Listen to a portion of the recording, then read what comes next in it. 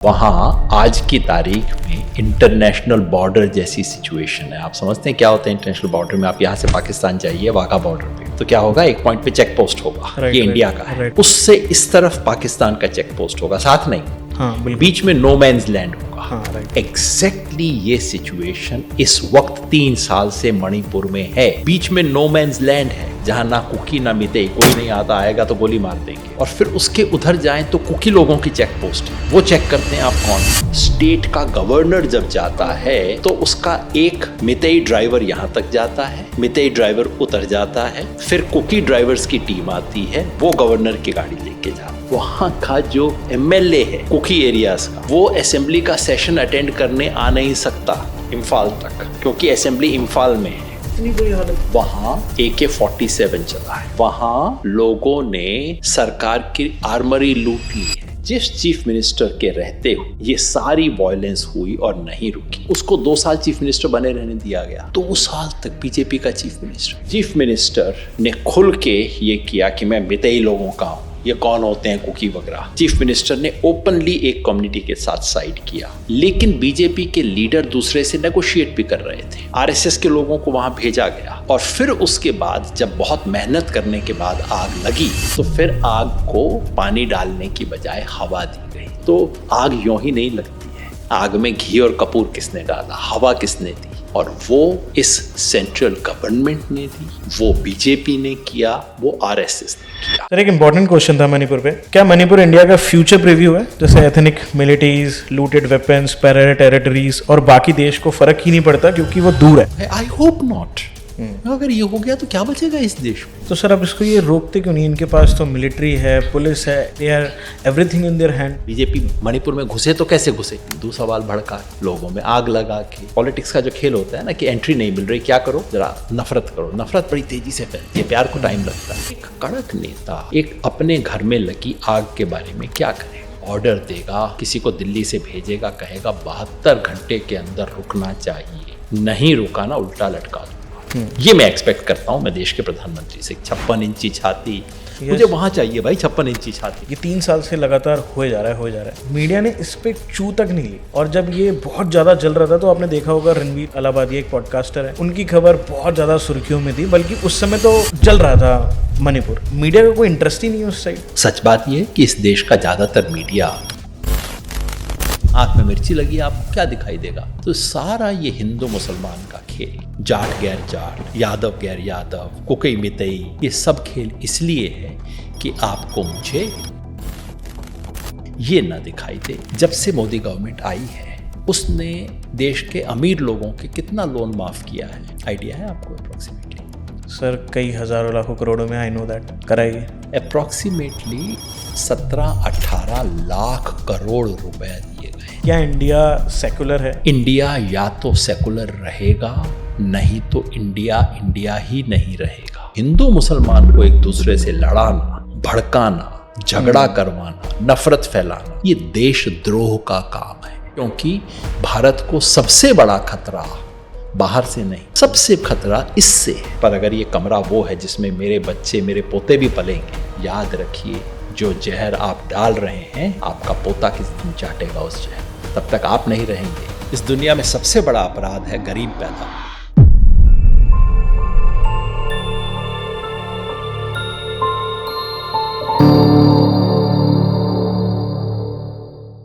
So hello guys, welcome back to the Prateek show. कुछ लोग होते हैं जो नाम के लिए काम करते हैं और कुछ लोग काम के लिए नाम को छोड़ देते हैं। मैं बात कर रहा हूँ योगेंद्र यादव जी की, इंडिया के ट्रस्टेड इलेक्शन साइंटिस्ट में से एक सीफोलॉजिस्ट, जिन्होंने टीवी स्टूडियोज की चमक छोड़कर जमीन का रास्ता चुना, लोगों के बीच गए, कई सारे बड़े आंदोलन में वो इस देश के शामिल रहे हैं, लोगों के लिए उन्होंने लड़ाई लड़ी है। तो आज हमने इस देश के कुछ गंभीर मुद्दों पे उनसे बात करी है और उनका क्या ओपिनियन है इस पे उन्होंने बड़े क्लियरली तरीके से समझाया है, जो हमको भी समझना चाहिए।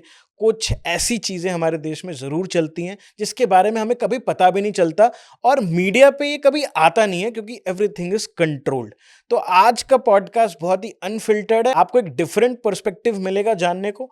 तो बिना किसी टाइम को वेस्ट करें मैं मिलता हूं सीधा पॉडकास्ट में, और एक अच्छी खबर, अब द प्रतीक शो अवेलेबल है स्पॉटिफाई पे, तो you can check it out this episode on Spotify. और द प्रतीक शो क्लिप्स को भी आप जाके सब्सक्राइब कर लो, बिकॉज इस बड़े पॉडकास्ट के छोटे छोटे क्लिप्स हम उस चैनल पे डालते हैं। मैं मिलता हूं सीधा आपको पॉडकास्ट में। You are watching Yogendra Yadav only on the Prateek show.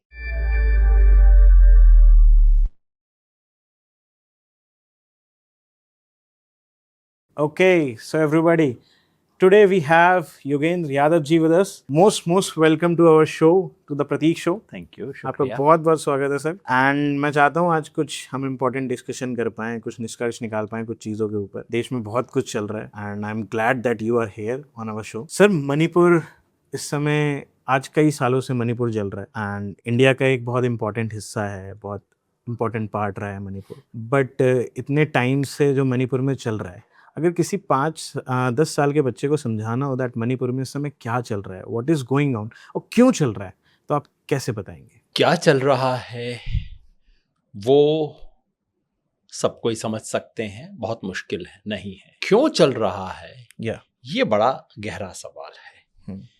क्या चल रहा है, आप कहेंगे मणिपुर में कुछ अलग अलग कम्युनिटीज रहती हैं, राइट, उनमें आपस में झगड़ा चल रहा है, देखने पे ऐसा लगता है। राइट।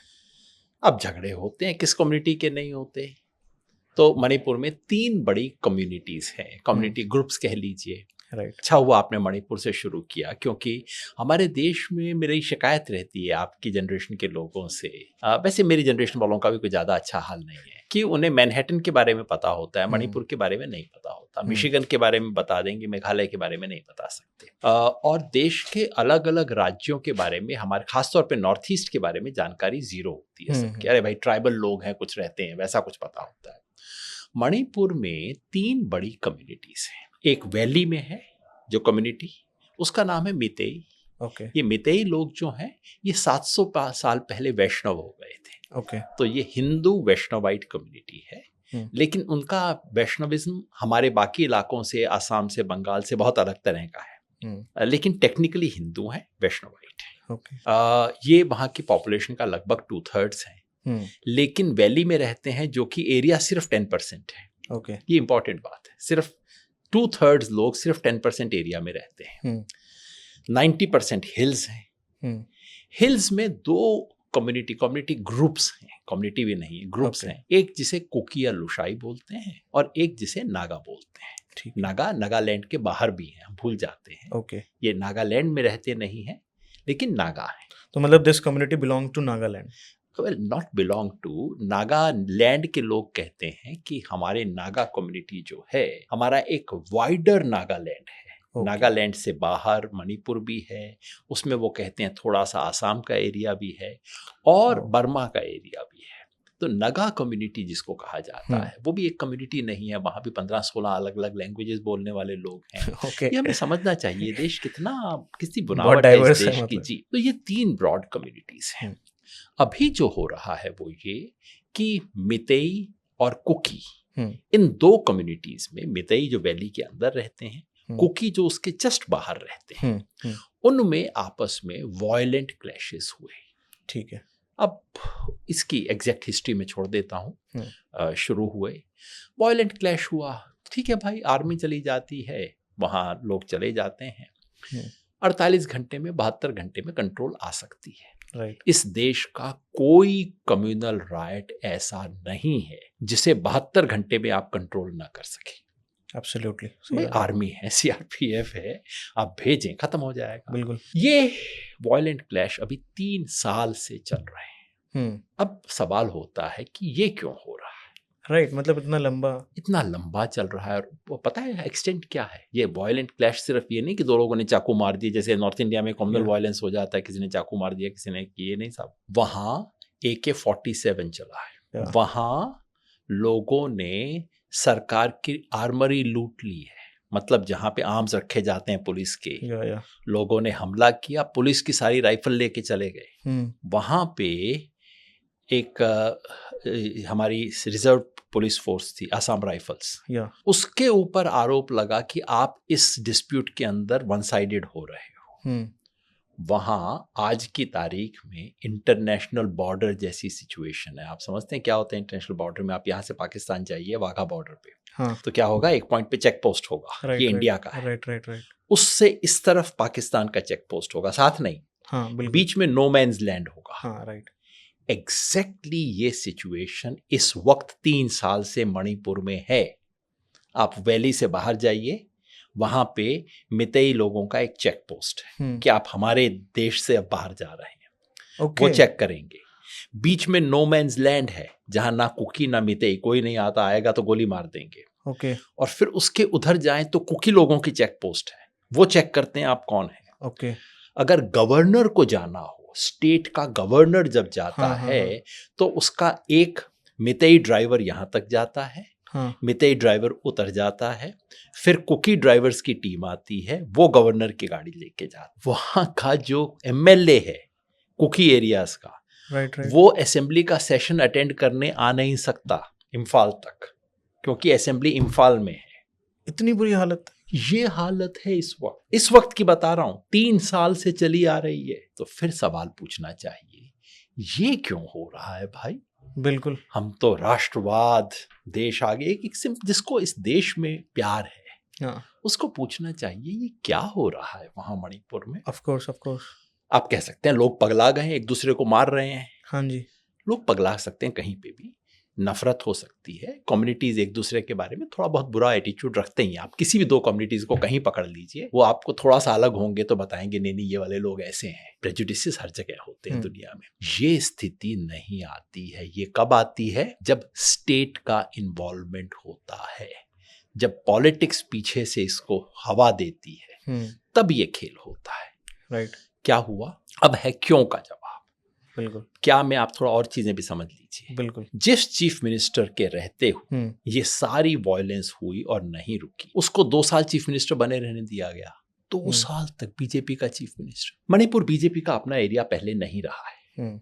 वहां दूसरी पार्टीज थी, नॉर्थ ईस्ट में ज्यादातर अलग पार्टीज रही हैं, रीजनल पार्टीज, कांग्रेस और ये सब थी, बीजेपी नहीं थी। बीजेपी कैसे आई मणिपुर में? बीजेपी मणिपुर में आती है, ये जो मितेई समुदाय है इसको हिंदू बना, तुम हिंदू हो, हिंदुओं को ये करना चाहिए। वहाँ हिंदू वर्सेस मुस्लिम का मामला नहीं है ज़्यादा बड़ा, वहाँ मुस्लिम बहुत छोटी सी कम्युनिटी है जो कि इस डिस्प्यूट में शामिल नहीं है। तो हिंदू मुस्लिम फॉर्चुनेटली बिल्कुल नहीं है वहाँ। तो क्या हुआ, तुम मितेई लोग हो, तुम हिंदू हो, तुम्हें अपने हिंदूज को याद रखना चाहिए। तो बीजेपी कहाँ जाएगी? बीजेपी मणिपुर में घुसे तो कैसे घुसे? राइट। हिंदू सवाल भड़का के, लोगों में आग लगा के।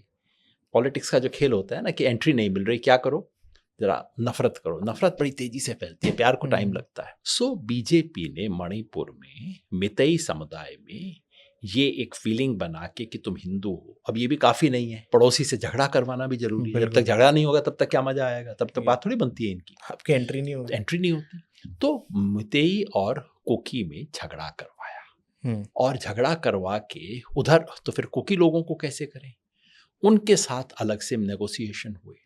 ये सब चीजें बिल्कुल ओपनली हुई हैं। चीफ मिनिस्टर ने खुल के ये किया कि मैं मितेई लोगों का हूं, ये कौन होते हैं कुकी वगैरह। अच्छा, चीफ मिनिस्टर ने ओपनली एक कम्युनिटी के साथ साइड किया।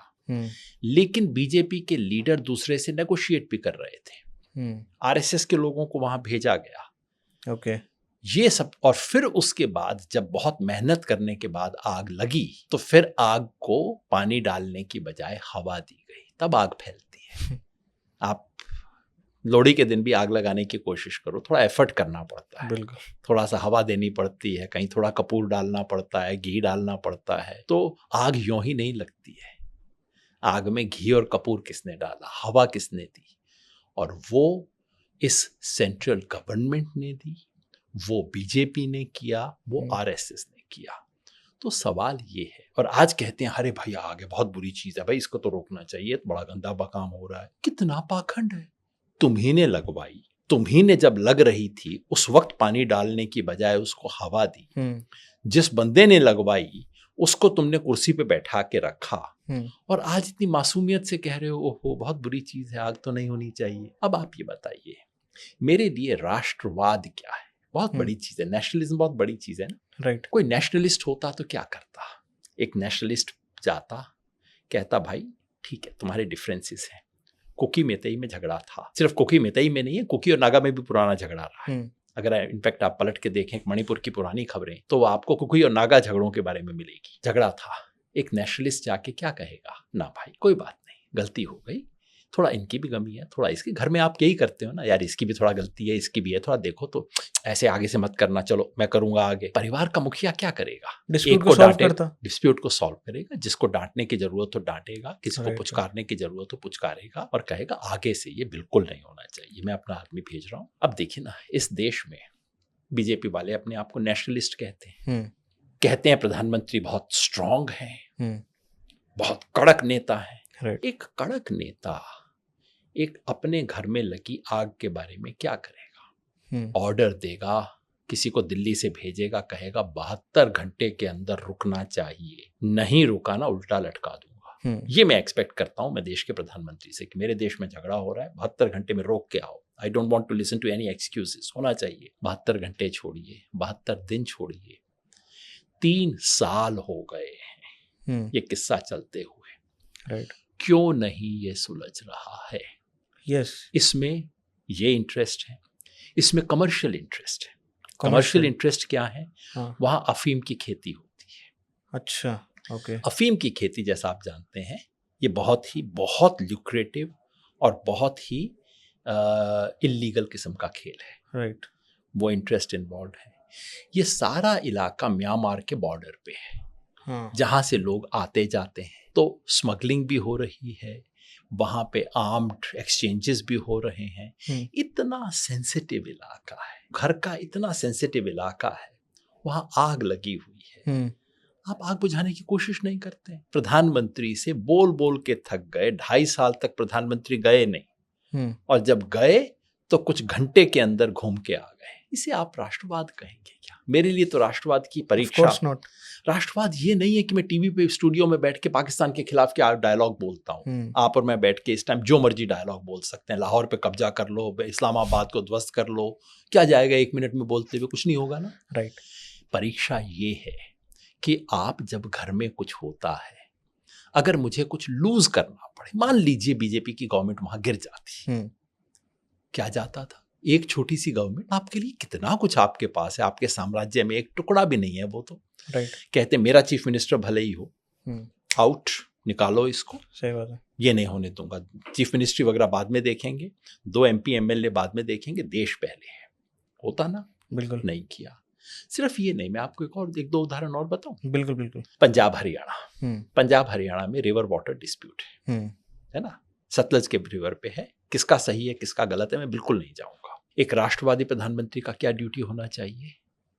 दोनों को बैठाए, उनका डिस्प्यूट सॉर्ट आउट करें, और वो लीगल, जैसे तो मॉरल रिस्पॉन्सिबिलिटी है, दूसरा लीगल रिस्पॉन्सिबिलिटी है, क्योंकि इंटर वाटर डिस्प्यूट एक्ट के तहत सेंट्रल गवर्नमेंट के पास पावर है ये करने की, एक उसको सॉल्व करने की। तो आप एक्सपेक्ट ये करते हो प्रधानमंत्री कहेंगे, बाकी देखो राष्ट्र का हित पहली बात है, और पंजाब बॉर्डर का स्टेट है, पाकिस्तान से कॉन्फ्लिक्ट में सबसे पहले पंजाब आ रहा है ना, बॉर्डर स्टेट है, कुछ नहीं होने दूंगा। बैठा लें दोनों को, कहें भाई ठीक है, थोड़ा सा ये ले लो, थोड़ा वो ले लो, चलो 4 पैसे की कमी आ रही है, जिसको कम मिल रहा है उसको सेंट्रल गवर्नमेंट से इतना पैसा हम दे देंगे। बिल्कुल, तुम्हें पानी मिला, तुम्हें पैसा मिला, मामले को सेटल करो, खत्म करो। एक शब्द नहीं बोला है प्रधानमंत्री ने, शब्द बोलना छोड़ दीजिए, चलिए कोई बात नहीं, चुप रहे नहीं। बीजेपी की पंजाब यूनिट कहती है 1 बूंद पानी नहीं देंगे हरियाणा को, और बीजेपी की हरियाणा यूनिट कहती है पानी लेके रहेंगे। ये राष्ट्रवाद है? Of course not. ये तो बस, ये क्या है? लड़ाना लोगों को ताकि, मतलब ये तो 3rd रेट किस्म का काम है। कावेरी डिस्प्यूट है कर्नाटका और तमिलनाडु में, क्या प्रधानमंत्री ने कोई कदम उठाया इस डिस्प्यूट को सॉल्व करने के लिए? टिल नाउ तो कुछ भी नहीं है। आप ये बताओ, मैं राष्ट्रवाद मेरे लिए ये है, या चलिए वहां कुकी नागा का डिस्प्यूट है, हरियाणा में जाट नॉन जाट का डिस्प्यूट हुआ आरक्षण के सवाल को लेके, भूल जाइए कौन सही था कौन गलत था, मेरे लिए चलिए मान लीजिए दोनों साइड गलत थे, दोनों साइड सही थे। एक राष्ट्रवादी पार्टी का क्या होना चाहिए? जोड़े दोनों को, ना भाई कोई बात नहीं, तुम गलत थे, ऐसे तुम भी ना करो, सड़क के ऊपर गदर मत मचाओ, बात इनकी सही है, चलो इसको सुनेंगे, और कुछ नहीं, चलो कमेटी बना देते हैं, इसको सुलझाएंगे।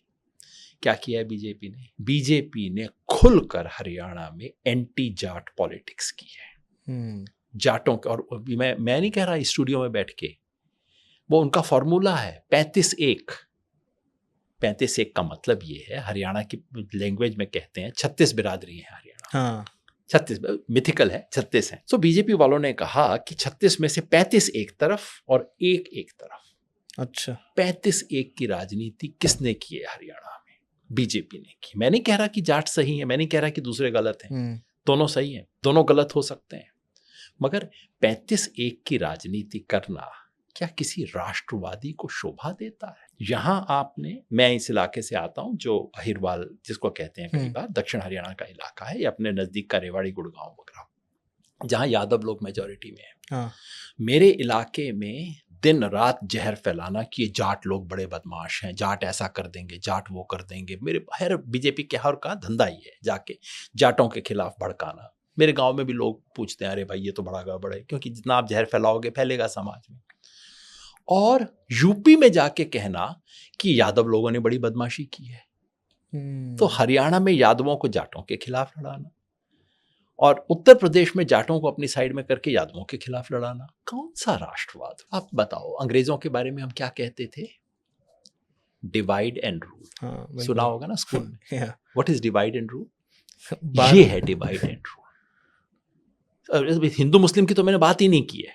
राइट, ये कहते हैं हम राष्ट्र के प्रति समर्पित हैं, कास्ट इज, अरे हरियाणा में तुम क्या कर रहे हो, यूपी में क्या कर रहे हो, बिहार में क्या कर रहे हो? खुल के बोलते हैं बिहार में कि साहब ईबीसी को हमने कर लिया। बिल्कुल, आप अखबार के टाइम पढ़ लीजिए, इलेक्शन के टाइम बीजेपी वाले बड़ा तसल्ली से बताएंगे, इधर वो मुस्लिम और यादव वहां हैं, इधर हमने ईबीसी को किया है, ब्राह्मण को किया है, उसको किया है। दूसरे भी कास्टिस्ट पॉलिटिक्स कर रहे हैं, मैं नहीं कह रहा कि वो कोई दूध से धुले हैं, बीजेपी भी कास्टिस्ट पॉलिटिक्स कर रही है। तो पूरे देश में बांटने की राजनीति करना, ये कहाँ का राष्ट्रवाद है? अगर घर में आप समझो माँ है, 2 बच्चे हैं, कोई मेरे जैसा आदमी बाहर से चला जाता है, 2 बच्चों को लड़ाने की कोशिश करता है, माँ देखेगी, पहले क्या कहेगी, अपने बच्चों को समझाएगी, बेटा सही आदमी नहीं है, जरा इससे बच के रहना। दूसरे दिन दोबारा आता है, बच्चों को भड़काता है, बच्चे एक दूसरे को ठोक देते हैं, तो माँ क्या करेगी? कान पकड़ के उस आदमी को बाहर करेगी, कहेगी खबरदार आगे से मेरे घर में मत दिखाई देना तुम। सही बात है, बिल्कुल, इस देश की हर माँ करेगी। राइट। आप मुझे बताओ, भारत माँ को क्या करना चाहिए? ये लोग जो दिन रात हिंदू मुस्लिम करते रहते हैं, धंधा बना रखा है हिंदू मुसलमान में झगड़ा करवाने का, कि आज कोई डिफरेंस है हिंदू मुसलमान में? अच्छा नहीं निकला, अच्छा 10 साल पहले तो कोई पंगा हुआ होगा, अच्छा 10 साल पहले भी नहीं, अच्छा बाबर के जमाने में जरूर हुआ होगा। ये कौन करवाता है भाई? ये बिल्कुल देश को तोड़ने का काम है।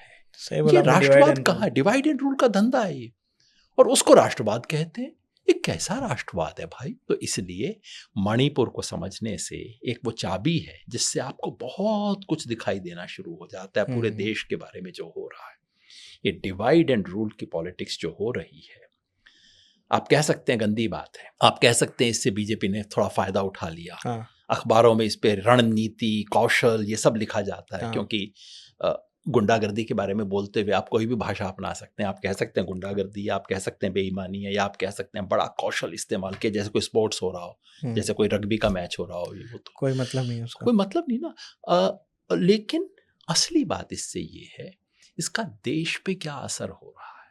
बाकी सब चीज़ों को छोड़ दीजिए, किस पार्टी को ज़्यादा वोट मिल गए, किसकी सरकार 2 साल के लिए बन गई, छोटे सवाल हैं। देश पे क्या असर हो रहा है? क्या इससे देश मजबूत होता है? बॉर्डर पे आप कुकी मितेई डिस्प्यूट, और अब कुकी और नगा और हो रहा है डिस्प्यूट, वहां पे आपने वो आग लगा दी, बैठे बैठाए वहां पे आग लगवा दी। देश मजबूत होगा या कमजोर होगा? वो बॉर्डर है, इधर म्यांमार है, चाइना वहां तैयार खड़ा है, और नॉर्थ ईस्ट में कोई पंगा हो जाए, चाइना को वहां पे एंट्री मिलती है। आपने समझ रहे? पंजाब में अगर ये सब डिस्प्यूट होता रहता है, कोई सेंसिबल चीज है? नो। जिस तरह के खेल कर रहे हैं, समाज को तोड़ने से आपको वोट मिल जाएगा, वैसे ही ले लेते। कई बार तो मेरी इच्छा होती है कि भाई वैसे बन जाओ, तुम ऐसा करो 10 साल के लिए बन जाओ, घर में आग मत लगाओ, वोट चाहिए ना, ले लो, चेयर पसंद है, कुर्सी पसंद है, ले लो, घर में आग तो मत लगाओ। ये जो आग लगाई है ना, बहुत दूर तक जाएगी। जो ये समझता है कि मैं इस कमरे में जहर डाल देता हूं, सिर्फ प्रतीक को लगेगा मैं तो बच जाऊंगा, अगर ये कमरे में मुझे आधे घंटे रहना है तब ठीक है, हो सकता है मैं चला जाऊं, प्रतीक को आना पड़ेगा, पर अगर ये कमरा वो है जिसमें मेरे बच्चे, मेरे पोते भी पलेंगे, याद रखिए जो जहर आप डाल रहे हैं, आपका पोता किस दिन चाटेगा उस जहर को। तब तक आप नहीं रहेंगे, लेकिन आपको याद रहना चाहिए, ये जो जहर इस देश में फैलाया जा रहा है, हिंदू मुसलमान का खास तौर पे, इस जहर का अंत में इसको, इस देश को जो लोग फैला रहे हैं, उनके बच्चों, उनके पोतों तक पहुंचेगा। हो नहीं सकता कि आप इतना जहर डालें और वो आप तक ना पहुंचे। आज आप इस खुशी में हैं कि चलो इसको कर दिया हमने, बिल्कुल, अंततः इसका असर पड़ेगा, और एक राष्ट्र का हित चाहने वाले व्यक्ति के नाते ये मुझे तकलीफ देता है, इसलिए मैं मणिपुर से व्यथित हूँ। सर मुझे एक चीज़ जाननी थी, जैसे आपने बताया कि उधर लोगों के पास AK-47 जैसे हथियार हैं, पिस्टल लेके घूम रहे हैं, गोलियां चला रहे हैं, एंड रेप की भी खबरें आई कि औरतों का रेप हुआ। सर ये इतने इस स्केल पे इस वायलेंस का जाना, मतलब एक होता है वायलेंस कि भाई चलो लोग आपस में मारपीट कर रहे हैं, झगड़ा हो रहा है, बट ये तो पूरा ही एक नेक्स्ट लेवल वायलेंस पे चला गया, और इतने बड़े हथियार आ कहाँ से रहे हैं? क्या इसमें म्यांमार भी शामिल हो चुका है? चाइना का भी इसमें हाथ है? क्या फंडिंग उधर से हो रही है? Why this is happening that much big? इसमें कोई शक नहीं, जैसे मैंने कहा, म्यांमार है, अफीम है, स्मगलिंग है। स्मगलिंग जब होती है तो सब तरह की चीजें आती जाती हैं, आर्म्स भी आते हैं उसमें। बिल्कुल। और जैसे मैंने कहा कि एक तरफ उधर आम आए तो दूसरी साइड ने कहा कि इनके पास तो हथियार है, मेरे पास नहीं है, मैं कहाँ से लाऊं। उन्होंने पुलिस की तिजोरी पे हमला किया, और पुलिस के सामने पुलिस वाले खड़े हुए देख रहे थे, उनके सामने से बंदूकें लेके आए। पुलिस वालों ने कहा चलो अपने ही लोग हैं, करने दो। ये हुआ है। अच्छा, पुलिस वन साइडेड हो गई है। उन्होंने कहा कि उनके पास तो हथियार है, हमारे पास नहीं है, तुम ऐसा करो पुलिस का खोलो, हम लेंगे हथियार। ये हुआ है वहां। तो दोनों साइड के पास आर्म्स आए हैं। बिल्कुल इसमें चाइना की भूमिका है। बिल्कुल नॉर्थ ईस्ट के अंदर कोई भी पंगा अगर होता है हमारे, China wish to trouble in fishing waters, कोई शक की बात ही नहीं है इसके अंदर। मगर आप क्या कर रहे हैं जो हमें बताया जा रहा है, मजबूत सरकार, ऐसे कड़क सरकार, 56 इंची छाती। मुझे वहां चाहिए भाई 56 इंची छाती, मुझे टीवी पे नहीं चाहिए। आर्मी लगा दें तो आपने जैसे बताया 1-2 दिन का मैटर है, खत्म हो सकता है। बिल्कुल, एब्सोल्युटली। तो आर्मी की इतनी डिलेड पोस्टिंग क्यों हुई मणिपुर के अंदर? और जब असम राइफल की वन साइडेड भूमिका निकली, उसके बारे में कंप्लेंट्स आए, क्यों नहीं उस मामले को सेटल किया गया, है ना? और क्या हम कह रहे हैं कि हमारे पास इतनी क्षमता नहीं है कि हम हिंदुस्तान के एक छोटे से प्रदेश में आर्मी कर सकें? कश्मीर में आप कर सकते हो, बिल्कुल, है ना, लेकिन यहां नहीं कर सकते। क्यों? इंटरेस्ट नहीं है। कश्मीर में कुछ होता है, उसकी लोकल न्यूज बना के आप देश भर में वोट ले सकते हो। राइट। मणिपुर की न्यूज से आपको देश में वोट नहीं मिलेगा। एक राष्ट्रभक्त अगर होता तो कहता कि इतनी बड़ी आर्मी है, नॉर्थ ईस्ट में हमारी बहुत मेजर प्रेजेंस है। बिल्कुल। क्यों नहीं? मतलब बार बार मैं खुद गया, 2 बार गया वहां पे। उसके बाद मणिपुर मैंने लोगों से पूछा, सब ने ये कहा, दोनों तरफ के बीजेपी वालों ने भी कहा कि सर 70 शुरू में हुआ, सरकार उस टाइम कंट्रोल नहीं कर सकती थी, उस दिन एंटिसिपेट नहीं कर पाई सरकार, अचानक हो गया। बिल्डअप हो रहा था, खूब टेंशन था, सबको पता था कुछ हो सकता है, लेकिन कहाँ होगा, किस दिन होगा, किसी को पता नहीं था, हो गया। लेकिन 72 आवर्स में कंट्रोल ना होना, ये सब कोई कहते हैं, हमें तो समझ ही नहीं आया। और अंत में यही लगा कि मुख्यमंत्री वीरेंद्र कुमार जो थे वो चाहते थे, उनके इंटरेस्ट में था ये मामला भड़के, एक बार भड़क जाए तो उसके बाद जो 2/3 है वो मेरे साथ पक्का हो जाए। तो मणिपुर के अंदर ऐसा रहा नहीं है। मणिपुर ऐसा प्रदेश नहीं है जहां कुकी, मिथई, नागा, हिंदू क्रिश्चियन वहां का बेसिक डिवीजन रहा ही नहीं है। ओके। मणिपुर का लॉन्गेस्ट सर्विंग चीफ मिनिस्टर था ऋषांक केशिंग, क्रिश्चियन था, नागा था। 10% पॉपुलेशन को रिप्रेजेंट करने वाला आदमी मणिपुर का लॉन्गेस्ट सर्विंग चीफ मिनिस्टर था। मतलब किसी ये को चीज प्रॉब्लम नहीं थी, मतलब ये चीज तो उधर पहले थी ही नहीं। ये चीज थी नहीं, लेकिन आपने करनी है ताकि हमारी वोट बैंक मजबूत हो सके। राइट। ये खेल है। तो वोट बैंक की राजनीति, मणिपुर पे परमानेंट कब्जा करने की राजनीति और वहां अपनी कुर्सी को मजबूत करने की राजनीति वहां के झगड़े के, वहां की आग की बुनियाद में है।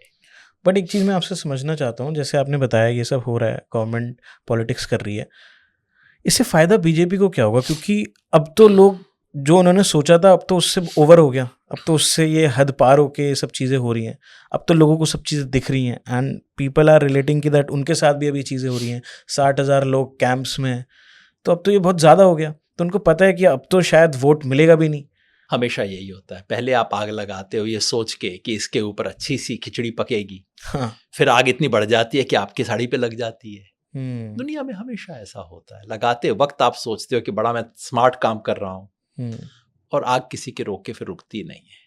राइट। पंजाब में क्या हुआ था 80s में, अगर आप स्टोरी कभी भी ध्यान से पढ़ें, वक्त लगाना सोचना ये कैसे पंजाब का एक्सट्रीमिज्म खड़ा हुआ हाँ। और उसमें उस वक्त पॉलिटिकल पार्टीज की क्या भूमिका थी। अब मैं नाम वाम नहीं लेना चाहता लोगों का, आप थोड़ा सा सर्च करेंगे आपको पता लग जाएगा। जिन लोगों ने सोचा था कि थोड़ा सा आग लगा दो, ये अकाली सेट हो जाएंगे, इनको ठीक कर दो, बाद में उस आग में वो भी मरे, अकाली भी मरे, सब लोग मरे, पूरा पंजाब जला उस आग से जिस आग को रोका जा सकता था। हमेशा यही हुआ है, इसलिए समझदारी यही थी। इसलिए मैं कहता यही मेरे लिए राष्ट्रभक्ति, राष्ट्रवाद की अग्नि परीक्षा यही है कि जब आपको लगता है कि ये करने से मुझे फायदा, तो शॉर्ट टर्म फायदा तो हो जाएगा, राइट, लेकिन देश का नुकसान हो सकता है।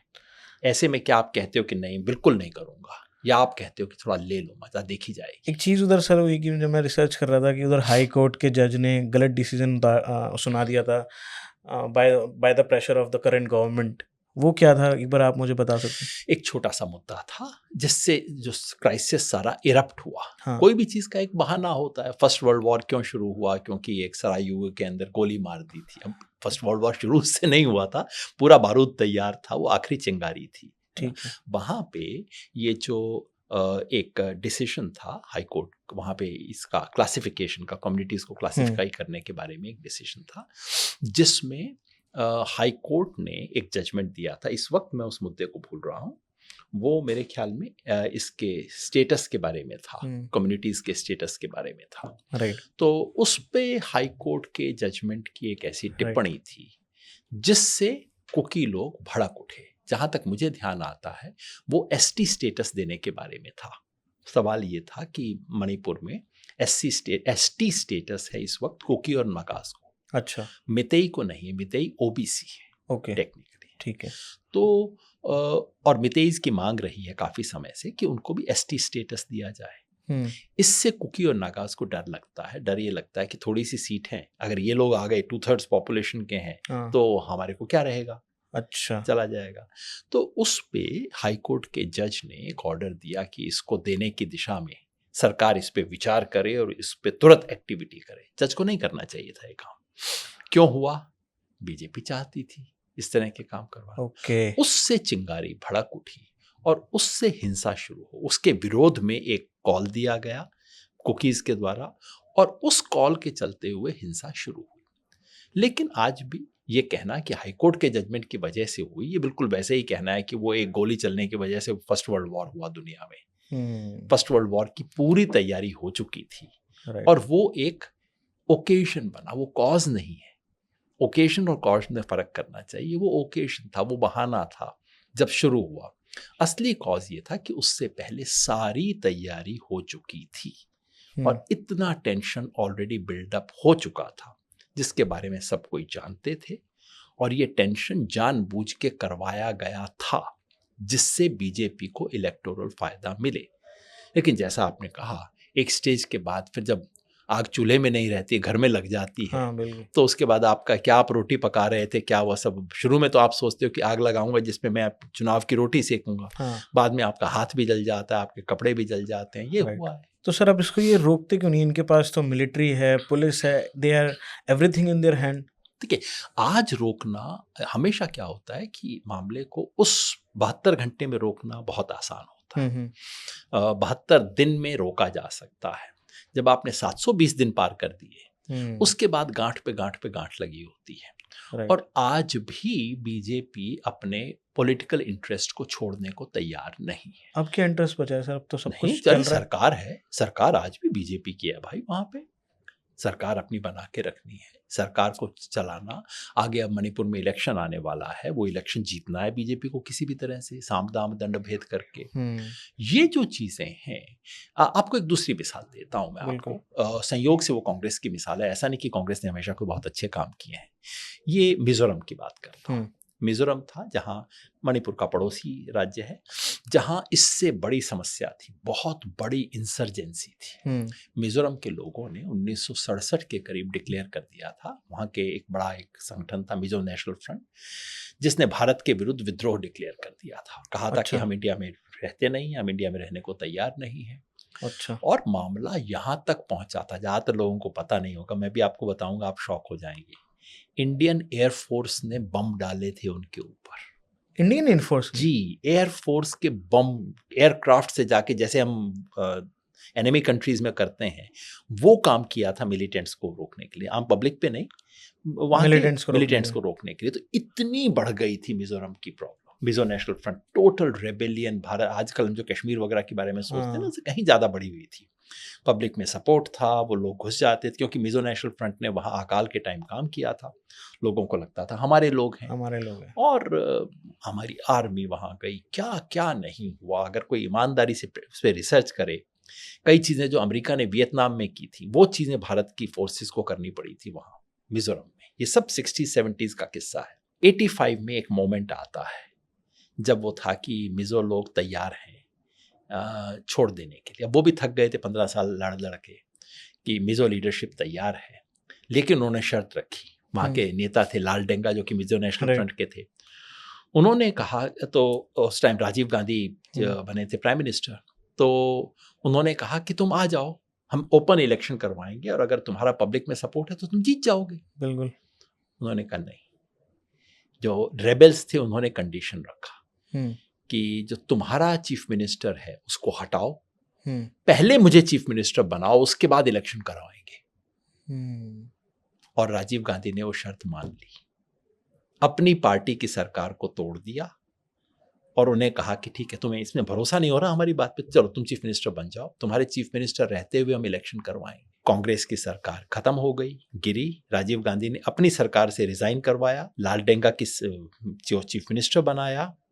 MNF इलेक्शन जीता, जम के जीतना ही था, वो पॉपुलर था, जीता, सरकार बनी, कांग्रेस डाउन हो गई, इंडिया अप हो गया। आज आपको ध्यान भी नहीं होगा कि मिजोरम एक्चुअली सबसे ट्रबल्ड स्टेट था सर। मिजोरम में जो हुआ, मणिपुर तो कुछ भी नहीं है उसके सामने। मैंने आपको बताया ना, एयरफोर्स डिप्लॉय की गई थी वहां। I even don't have an idea about it कि ये भी हुआ था। So I want you people to know, इस तरह से देश बनता है। जब आप कहते हो कि मैं अपनी पार्टी से रिजाइन करवाऊंगा, बनी बनाई सरकार मेरी पार्टी की, कोई भी दूसरा लीडर होता कहता कि यार ठीक है, ये क्या मतलब है कि पहले चीफ मिनिस्टर बनोगे, इलेक्शन तो जीत के दिखाओ। Rajiv Gandhi dismissed, resign, got his own party to resign, ये जानते हुए कि अब अगले इलेक्शन में भी मेरी पार्टी हारेगी। उनको आने दिया, और आज उसका नतीजा क्या हुआ है? Mizoram is the most peaceful state of north east India. कोई प्रॉब्लम नहीं है। मिजोरम की लिटरेसी देश की टॉप लिटरेसी में से एक है। सबसे पीसफुल स्टेट इंडिया का मिजोरम है आज। This is nationalism. सर एक चीज़ ये भी है कि अभी आपने देखा होगा, जब ये 3 साल से लगातार हो जा रहा है, मीडिया ने इस पे चू तक नहीं ली। और जब ये बहुत ज़्यादा जल रहा था, तो आपने देखा होगा रणवीर अलाहाबादी, एक पॉडकास्टर है, उनकी खबर बहुत ज़्यादा सुर्खियों में थी, बल्कि उस समय तो जल रहा था मणिपुर। वाई दिस मीडिया का कोई इंटरेस्ट ही नहीं है उस साइड? दो चीज़ें भाई, एक तो सच बात ये कि इस देश का ज़्यादातर मीडिया बीजेपी की जेब में है। जो रवीश कहते हैं गोदी मीडिया, बात तो सही है, गोदी में बैठे हुए हैं, इशारा होता है कर देते हैं, और इशारा नहीं होता कुछ नहीं करते। सिर्फ यही नहीं, देखिए मीडिया पे कब्जा करने की कोशिश पहले भी हुई थी। इमरजेंसी में इंदिरा गांधी ने पूरे मीडिया सेंसरशिप प्रॉपर इंट्रोड्यूस, मैंने तो देखा है, आई वाज यंग, बाल सफ़ेद होने के थोड़े फ़ायदे हैं कि मैं इमरजेंसी के दौरान 12-13 साल का रहा था, तब Right. 13-14 साल का था, तो मैंने अपनी आँखों से इमरजेंसी देखी है। देखा कि कैसे सेंसरशिप होती थी, अखबार के पन्ना ब्लैंक आता था क्योंकि सेंसरशिप इस्तेमाल की गई थी, ये सब हुआ था। मगर ठीक है, सरकार के गुणगान करता था मीडिया, 20 सूत्री कार्यक्रम उन दिनों इंदिरा गांधी का होता था, 20 सूत्री कार्यक्रम से ये अच्छा हुआ, वो अच्छा हुआ, तमाम बातें प्रोपेगेंडा किया करते थे। एक काम वो तब भी नहीं करते थे, वो ये कि विपक्ष के पीछे भेड़ियों की तरह पड़ना। आज का मीडिया एक एडिशनल काम कर रहा है जो कभी इस देश में नहीं हुआ। ठीक है, सरकारें पे करके, सरकारें मीडिया को लालच दे के या धमकी दे के अपने पक्ष में कुछ खबरें पहले भी लगवाया करती थी। ऐसा नहीं कि कोई बीजेपी ने शुरू किया हो तब करती थी, ये आम आदमी पार्टी की सरकार भी करती है, सबने ऐसा किया है। बिल्कुल। लेकिन ये कि पूरा मीडिया भेड़िए की तरह विपक्ष पे झपट्टे मारे, ये पहली बार इस देश में हो रहा है। सारा समय मतलब मीडिया का काम होता है सत्ता से सवाल पूछना, सत्ता से सवाल नहीं पूछते, केवल विपक्ष से सवाल पूछते हैं। तो पहला कारण तो ये है मणिपुर पे चुप्पी का, कि ऐसी गंदी बात है जो बताएंगे, जैसे जो मैंने सारी बातें बताई, किसी साधारण व्यक्ति को लगेगी तो पूछेगा, शर्म नहीं आती, तुम अपने आप को राष्ट्रवादी कहते हो, लानत है तुम पे, पोल खुल जाएगी। नहीं करना चाहते। दूसरा एक कारण वो है, शायद वो मुझे पहले कहना चाहिए था, वो ये कि नॉर्थ ईस्ट के बारे में इतनी संवेदनहीनता है इस देश में। जैसे मतलब जैसे कोई हो ही नहीं, जैसे मतलब कोई हमारी कॉलोनी है वो, कोई जैसे अंग्रेजों के लिए इंडिया था, वैसा रवैया रहता है। मैं तो हर पढ़े हुए हिंदुस्तानी से एक टेस्ट लेता हूँ कि तुम पढ़े लिखे हो, इंडिया के बारे में जानते हो, अच्छा एक काम करो, ये मैं आपके सारे दर्शकों से भी कहता हूँ, ऑफ हो जाएगा कैमरा, आप भी ट्राई करना इसको। ये जो 5 प्रदेश हैं नॉर्थ ईस्ट हिल स्टेट्स के, पांचों के बारे में एक एक लाइन लिख दो जो उनकी डिस्टिंक्टिवनेस बताती हो। ये मत कहो कि नॉर्थ ईस्ट में है, ट्राइबल हैं, ऐसी बातें मत करो। मुझे एक एक बात इन 5 के बारे में बता दो जो तुम जानते हो। मणिपुर, मेघालय, मिजोरम, त्रिपुरा, नागालैंड, अरुणाचल प्रदेश, 6 हो गए। 6 के बारे में एक एक लाइन जो लिख देगा उसको मैं एजुकेटेड मानूंगा। जो 6 के बारे में नहीं लिख सकता, फिर राष्ट्रवाद वगैरह की बात करना बंद कर दो 1-2 हफ्ते के लिए। इन 6 के बारे में एक एक लाइन लिख सकोगे जिस दिन, उस दिन तुम इंडिया को जानते हो। राइट। हकीकत ये है कि इंडिया के 90% एजुकेटेड लोग इसमें फेल हो जाएंगे।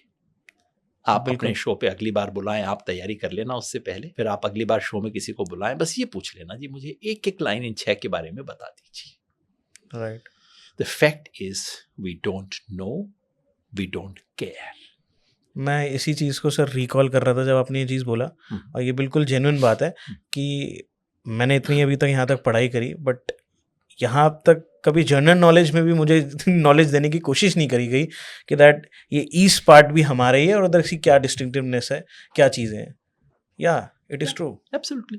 और ये सारे लोग आपको बता देंगे मिशिगन, मैनहट्टन, न्यूयॉर्क में मैनहट्टन है, ये बाहर है, ये मिशिगन है, ये वो है, ये ईस्ट कोस्ट है अमेरिका का, ये वेस्ट कोस्ट है, कैलिफोर्निया वेस्ट कोस्ट में है, ये यहाँ पे सिलिकॉन वैली है। आपको इस देश के बारे में नहीं पता। और फिर उसके बाद राष्ट्रवाद के साथ नेशनल, मतलब पाकिस्तान पे दो डायलॉग बोल दो, राष्ट्रवाद हो गया। काहे का राष्ट्रवाद है भाई? देश को जानना, देश से जुड़ना, देश को जोड़ना, ये पहला राष्ट्रवाद है ना। तो इन 2 कारण से मीडिया कुछ नहीं बोलता। पहला तो कि नॉर्थ ईस्ट में कुछ भी हो जाए कोई फर्क ही नहीं पड़ता। दिल्ली में एक जगह पे लोग, मतलब एक चाकू चल जाए तो अगले दिन अखबार पे खबर होती है, वहां पटियाला कोर्ट में चाकू चला, क्या जो भी है वो हो गया। वहां पे जब तक 25 लोग नहीं मरेंगे तब तक कोई खबर नहीं है ना। और वो भी खबर भी इतने ऊटपटांग तरीके से, फिर वो लोगों ने स्टैंड ले लिया, कुछ मितेई के पक्ष में खड़े हो गए, कुछ कुकीज़ के पक्ष में खड़े हो गए इत्यादि। तो the fact is there is no knowledge. किसी के बारे में, किसी से प्रेम करने का मतलब क्या होता है? प्रेम का 2 बुनियादी चीज़ है, मैं उसको जानूं और उसके बारे में एम्पैथी रखूं। Knowledge and empathy are 2 basic conditions of love. Right. Do we love the north east? North east के लोगों से कभी पूछिए, जब वो आते हैं इंडिया के इस हिस्से में जहां हम हैं, वो नॉर्मली वही भाषा यूज़ करते हैं जो मैंने अभी आपके साथ की। वो कहते हैं हम इंडिया जा रहे हैं। क्यों कहते हैं? क्योंकि जब वो दिल्ली में आते हैं उन्हें बिल्कुल वही सवाल फेस करने पड़ते हैं जो कि एक फॉरेनर को फेस करने पड़ते हैं। 1000% सच बात है। उनको बोला जाता है, मतलब एक मेरे दोस्त ने कहा था कि जब वो पहली बार दिन रात चाइनीज हो, ये हो, चिंकी, क्या क्या शब्द इस्तेमाल किए जाते हैं, बुली करते हैं, रेशियलिज्म को फेस करना पड़ता है। मेरे एक दोस्त है, उसने वो आया था दिल्ली, तो उसको लोगों ने कहा कि चाइनीज या ऐसा कुछ। उसने कहा तुम मेरे को चाइनीज क्यों बोलते हो? सामने वाले ने कहा क्योंकि तुम चाइनीज दिखते हो। उसने पता है क्या जवाब दिया? It's beautiful response. उसने कहा मुझे तुम तो पाकिस्तानी जैसे दिखते हो। तुम्हारी शक्ल तो पाकिस्तानियों जैसी है, विच इज एब्सोल्युटली ट्रू। हमारी और पाकिस्तानियों की शक्ल में क्या फर्क है? बिल्कुल। तो उसने कहा अगर मेरी शक्ल चाइनीज से मिलती है तो तुम्हारी शक्ल पाकिस्तान से मिलती है। You know, but the fact is that they face it. North east के लोग, आप एक चीज कीजिएगा, यूट्यूब पे एक लेक्चर है, मणिपुर के जो एमपी हैं बिमोल अकोइजाम, राइट, बिमोल अकोइजाम।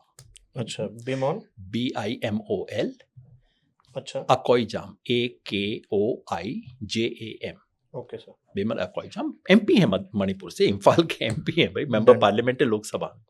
उन्होंने 15 मिनट की स्पीच दी है पार्लियामेंट में इसके बारे में कि नॉर्थ ईस्ट क्या महसूस करता है, मणिपुर के लोग क्या महसूस करते हैं। सुनिए उस स्पीच को, समझ आएगा कि क्या कर रहे हैं। और देश को जोड़ने का मतलब होता है इस दर्द से जुड़ना। किसी के दुख तकलीफ से आप जुड़ते हैं तो आप उसके दोस्त बनते हैं। ये नेशनलिज्म का मतलब ये नहीं होता कि डंडा लेके घूमो, अरे तुम इंडियन क्यों नहीं हो, अरे तुम हिंदी क्यों नहीं बोलते हो। This is not nationalism, this is idiocy. ये तो देश को तोड़ने का काम है। राइट। नेशनलिज्म वो है किसी के दुख दर्द में बैठना, किसी के साथ जुड़ना, समझना, ये जरूरत है। राष्ट्रवाद इस देश का ये है। देखिए, ये देश का राष्ट्रवाद, हिंदी, हिंदू, हिंदुस्तान हमारा राष्ट्रवाद नहीं है। ये जर्मनी के राष्ट्रवाद की नकल है। जर्मनी का, यूरोप का राष्ट्रवाद हुआ करता था, one nation, one language, one culture, one religion. ये सब यूरोप के कॉन्सेप्ट हैं, हमारा कभी नहीं था। ये इसकी नकल करने की कोशिश आजकल हो रही है इस देश में। हमारा नेशनलिज्म है पंजाब, सिंध, गुजरात, मराठा, द्राविड़, उत्कल, बंगा। ये मेरा नेशनलिज्म है। राइट। उससे जुड़ना, अलग अलग इलाकों से जुड़ना। ये जो मेंटेलिटी है ना कि भाई मैं मकान मालिक हूँ और तुम सब किराएदार हो, कोई मद्रासी, कोई बंगाली, ये सब तुम किराएदार हो, नॉर्थ ईस्ट वाले ये चिंकी विंकी ये सब बोलना, ये सब है, ये नेशनलिज्म नहीं है, ये देश को तोड़ने वाले काम है। राइट। इन सब को ओन अप करना नेशनलिज्म है। किसी मणिपुर वाले को बताइए कि भाई आप कमाल के लोग हो, आपके यहाँ पहला जेन्युइन इलेक्शन इस देश में आप लोगों ने करवाया था, वो आपसे कैसे गले मिलेगा? तुम जानते हो इतना मणिपुर के बारे में? Manipur had the first elections in India even before our constituent assembly. अच्छा, जेन्युइन एडल्ट फ्रेंचाइज का पहला इलेक्शन इंडिया में मणिपुर में हुआ था। आप ये बात उनको बताइए, वो आपका दोस्त बन जाएगा।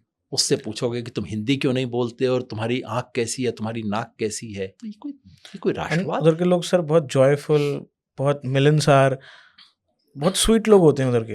देखो, हर लोगों में कुछ अच्छाई होती है, कुछ बुराई होती है ना। कोई नॉर्थ ईस्ट के लोग धुले हुए वो ऊपर वाले ने विशेष बना के भेजे हों, ऐसा कुछ नहीं है। हर कम्युनिटी को जब हम मिलते हैं, और ये थोड़ा सा संयोग है कि ज़्यादातर लोग जो पहाड़ों में रहते हैं वो रिलेटिवली, ये पहाड़ों में आइसोलेशन में रहना और कम्युनिटी में रहना, उसकी वजह से ये लोग रिलेटिवली आप भोला कह सकते हैं, स्ट्रेट फॉरवर्ड लोग होते हैं। राइट। आमतौर पे आप कभी भी किसी पहाड़ में रहने वाले व्यक्ति से पूछिएगा कि मैदान वालों के लिए नाम क्या है आपके, मैदान वालों को क्या बोलते हो आप, अगर आपका दोस्त होगा तो आपको बताएगा ऐसे ऐसे नाम जो आप यहाँ बोल नहीं सकते। क्योंकि सब पहाड़ के लोगों को लगता है कि मैदान में आ गए ठगी होगी अब तो हमारे साथ, ये मैदान वाले हमारे साथ ठगी करेंगे। राइट। तो ये होता है पहाड़ का। पर मैं ऐसा नहीं कह रहा कि वो जो सब कुछ कर रहे हैं बहुत शानदार है, अच्छा है। मैं नहीं कहता कि उनको आप देवता बनाइए, मैं नहीं कहता कि उनकी हर चीज में अच्छाई ढूंढिए, उन्हें आप अपने बराबर मानिए, जैसा मैं हूं। दर्जा मिले, कोई अच्छाई भी है, चार बुराई भी है, सब कुछ है ना, नॉर्मल है। बस उन्हें एक नॉर्मल हिंदुस्तानी की तरह ट्रीट कीजिए, जैसे वो हैं वैसा स्वीकार कीजिए। ये मत कहिए कि तुम मेरे जैसे बन जाओ तब मैं तुम्हें स्वीकार करूंगा। Absolutely. वो जैसे हैं, प्यार यही होता है ना, तुम जैसे हो मैं तुम्हें स्वीकार करता हूँ। है तो ये प्यार आखिर में सर इंडियंस ही। इंडियंस है ना, तो इंडियंस तभी वो महसूस करेंगे। ये नहीं कि जब मैं डंडा घुमा के कहूँगा तुम इंडियन हो के नहीं हो, राइट। है ना। घर में बहू आती है, ये तो मैं बाहर वालों की बात कर रहा हूँ, ये तो वो तो हमारे अपने हैं। बाहर से घर में जब बहू आती है आप दो काम कर सकते हो, एक तो ये कि अच्छा तुम मायके की हो कि हमारी हो, साफ बताओ। अब बहू क्या महसूस करेगी, क्या जवाब देगी इसका। दूसरा ये कहना कि बेटा माँ का ध्यान रख रही हो ना, नहीं नहीं जाके मिल के आओ, माँ को कैसा महसूस हो रहा होगा। राइट। जिस दिन आपने वो कह दिया उस दिन वो आपकी हो गई, है ना। इस तरह से लोग बनते हैं अपने, डंडा घुमाने से नहीं। सर एक इम्पॉर्टेंट क्वेश्चन था मणिपुर पे, क्या मणिपुर इंडिया का फ्यूचर प्रीव्यू है? जैसे ethnic militias, looted weapons, parallel territories और बाकी देश को फर्क ही नहीं पड़ता क्योंकि वो दूर है। अगर ये पंजाब और यूपी में होता तो ये 3 साल चलता क्या? देखिए बिल्कुल इतना जो इंडिफरेंस है मणिपुर ही नहीं पूरे नॉर्थ ईस्ट के बारे में, जिस तरह का इंडिफरेंस है हमारे देश का, वो कहीं ना कहीं हमें नुकसान पहुंचाएगा। क्या इंडिया का प्रीव्यू है? I hope not. अगर ये हो गया तो क्या बचेगा इस देश में? जैसे मैंने बताया वहाँ तो आई होप नॉट, ऐसा नहीं। लेकिन वहाँ ऐसा कास्ट कम्युनिटी के बेसिस पे नहीं, लेकिन जो हिंदू मुस्लिम करने की कोशिश हो रही है इस देश में, वो कहीं प्रीव्यू हो सकता है। क्योंकि देखिए इस तरह का कास्ट एथनिक वायलेंस देश के बाकी इलाकों में डायरेक्ट उस सेंस में नहीं हो सकता। जाट नॉन जाट, यादव एंटी यादव, ये तो सब छोटी चीज़ें हैं। Hopefully this is not reaching that dimension, क्योंकि बीजेपी को दोनों के वोट लेने हैं। मगर जो हिंदू मुसलमान का काम किया जा रहा है और हिंदू मुस्लिम सवाल पे जिस तरह से भड़काया जा रहा है, इसका बहुत लॉन्ग टर्म इम्प्लीकेशन होगा। मैं बहुत डरता हूँ इसके बारे में। कौन जाने, हर कम्युनिटी के अंदर सरफरे लोग होते हैं। बिल्कुल सर, बिल्कुल। कौन कब क्या कर दे, और उससे मतलब क्या होता है कि दुनिया में बड़ी बड़ी गलत घटनाएं कब होती हैं, उससे नहीं जिससे चिंगारी को मत देखिए, बारूद का ढेर किसने बनाया उसे देखिए। राइट। और हम हिंदू मुस्लिम सवाल पे अब बारूद का ढेर इस देश में इकट्ठा कर रहे हैं। ऊटपटांग हरकतें हो रही हैं जो शायद बीजेपी भी नहीं चाहती, वो चीज़ें भी हो रही हैं, है ना। चलते हुए कोई सड़क पे कहीं पे प्लेटफॉर्म पे नमाज पढ़ रहा है, कोई जाके उसको ठोकर मार देता है। ये सब चीज़ें आप जो कर रहे हो, और आजकल टीवी है, सबको दिखता है, यूट्यूब है, पता लगता है, ये आप इस देश के हित में काम नहीं कर रहे हो। ये जो हो रहा है, इट इज़ लाइक समथिंग जो आपने बोला था कि आग में हवा मारते टाइम पता नहीं लगता कि आग इतनी भड़क जाएगी। जी। और बारूद का ढेर बनाते वक्त आपको उस टाइम तो मज़ा आ रहा होता है कि बनेगा, फिर मैं उसको वहाँ इस्तेमाल करूँगा, फिर वो पता नहीं लगता कि जिस दिन आप उसके साथ में बैठे होगे उस दिन चिंगारी आ जाएगी। तो ये मुझे उसके बारे में बहुत डर लगता है। ये जो काम कर रहे हैं हिंदू मुस्लिम वाला, मणिपुर जैसा बाकी देश में नहीं होगा, लेकिन अगर आप हिंदू मुसलमान को वही माने कि जो मणिपुर वाला धंधा है वही कर रहे हैं यहाँ पे एक अलग स्वरूप में, तो ये बहुत खतरनाक काम है और इसका बहुत बहुत खराब इस देश के लिए इम्प्लीकेशन हो सकते हैं। और इसलिए मैं बार बार कहता हूँ, इस देश में हिंदू मुसलमान को एक दूसरे से लड़ाना, भड़काना, झगड़ा करवाना, नफरत फैलाना, ये देशद्रोह का काम है। क्योंकि भारत को सबसे बड़ा खतरा बाहर से नहीं, अंदर सबसे खतरा इससे है। ये देश के अंदर जो फूट हो रही है, जो फूट बढ़ाई जा रही है। हिंदू मुस्लिम में डिफरेंसेस पहले भी थे, ऐसा नहीं कि पहले नहीं थे। ग्रीवांसेस हैं, हिस्टोरिक ग्रीवांसेस हैं, पहले से रही हैं। ज़रूरत थी उसको जोड़ने की, किसी तरह से इस देश को बना के रखना है। आपको लोगों को कुछ चीज़ें भुलानी है, कुछ चीज़ों पे पर्दा डालना है। भाई घर परिवार में भी कई चीज़ों पे पर्दा डालना पड़ता है कि हाँ हुआ था बेटा, पर अब छोड़ो ना, आगे देखो बाबू, देखो तो अब उसके बाद तो बदल गए हैं, अब ये हुआ है। घर परिवार ऐसे ही बनते हैं। पर आप उसकी बजाय रोज बैठ के जख्म को कुरेदोगे, जो याद नहीं है वो रोज सुबह याद दिलाओगे। 500 साल पहले ये हुआ था, 800 साल पहले ये हुआ था, 80 साल पहले ये हुआ था, ये कर तो लोगे, जख्म को कुरेद तो लोगे। उस टाइम आपको मजा आ जाएगा, लेकिन वो जख्म कब नासूर बन जाएगा और उससे क्या होगा ये आपको पता नहीं है। ये काम कर रहे हैं इस वक्त ये आरएसएस बीजेपी वाले लोग, जो कि भारत के लिए, भारत देश के लिए, राष्ट्र के लिए बहुत खतरनाक चीज़ है। Absolutely sir. एक चीज़ जब हम इस देश में ये बातें करते हैं, ये सब इंसिडेंट्स होते हैं, तो एक सवाल सर ज़रूर आता है मन में, क्या इंडिया सेकुलर है? और मैं चाहता हूँ आप इसका जवाब एक लाइन में मत देना, मैं चाहता हूँ मैं आपसे पूरा फ्रेमवर्क पूछ रहा हूँ। क्या इंडिया सेकुलरिज्म कभी प्रैक्टिस में न्यूट्रल था? ये वो हमेशा से एक एलाइट अरेंजमेंट था जो ना हिंदू को समझना ना मुस्लिम को, और दोनों को लगता है कि सिस्टम एक दूसरे के साथ है? What do you think about देखो, दैट? इंडिया सेकुलर होना चाहिए।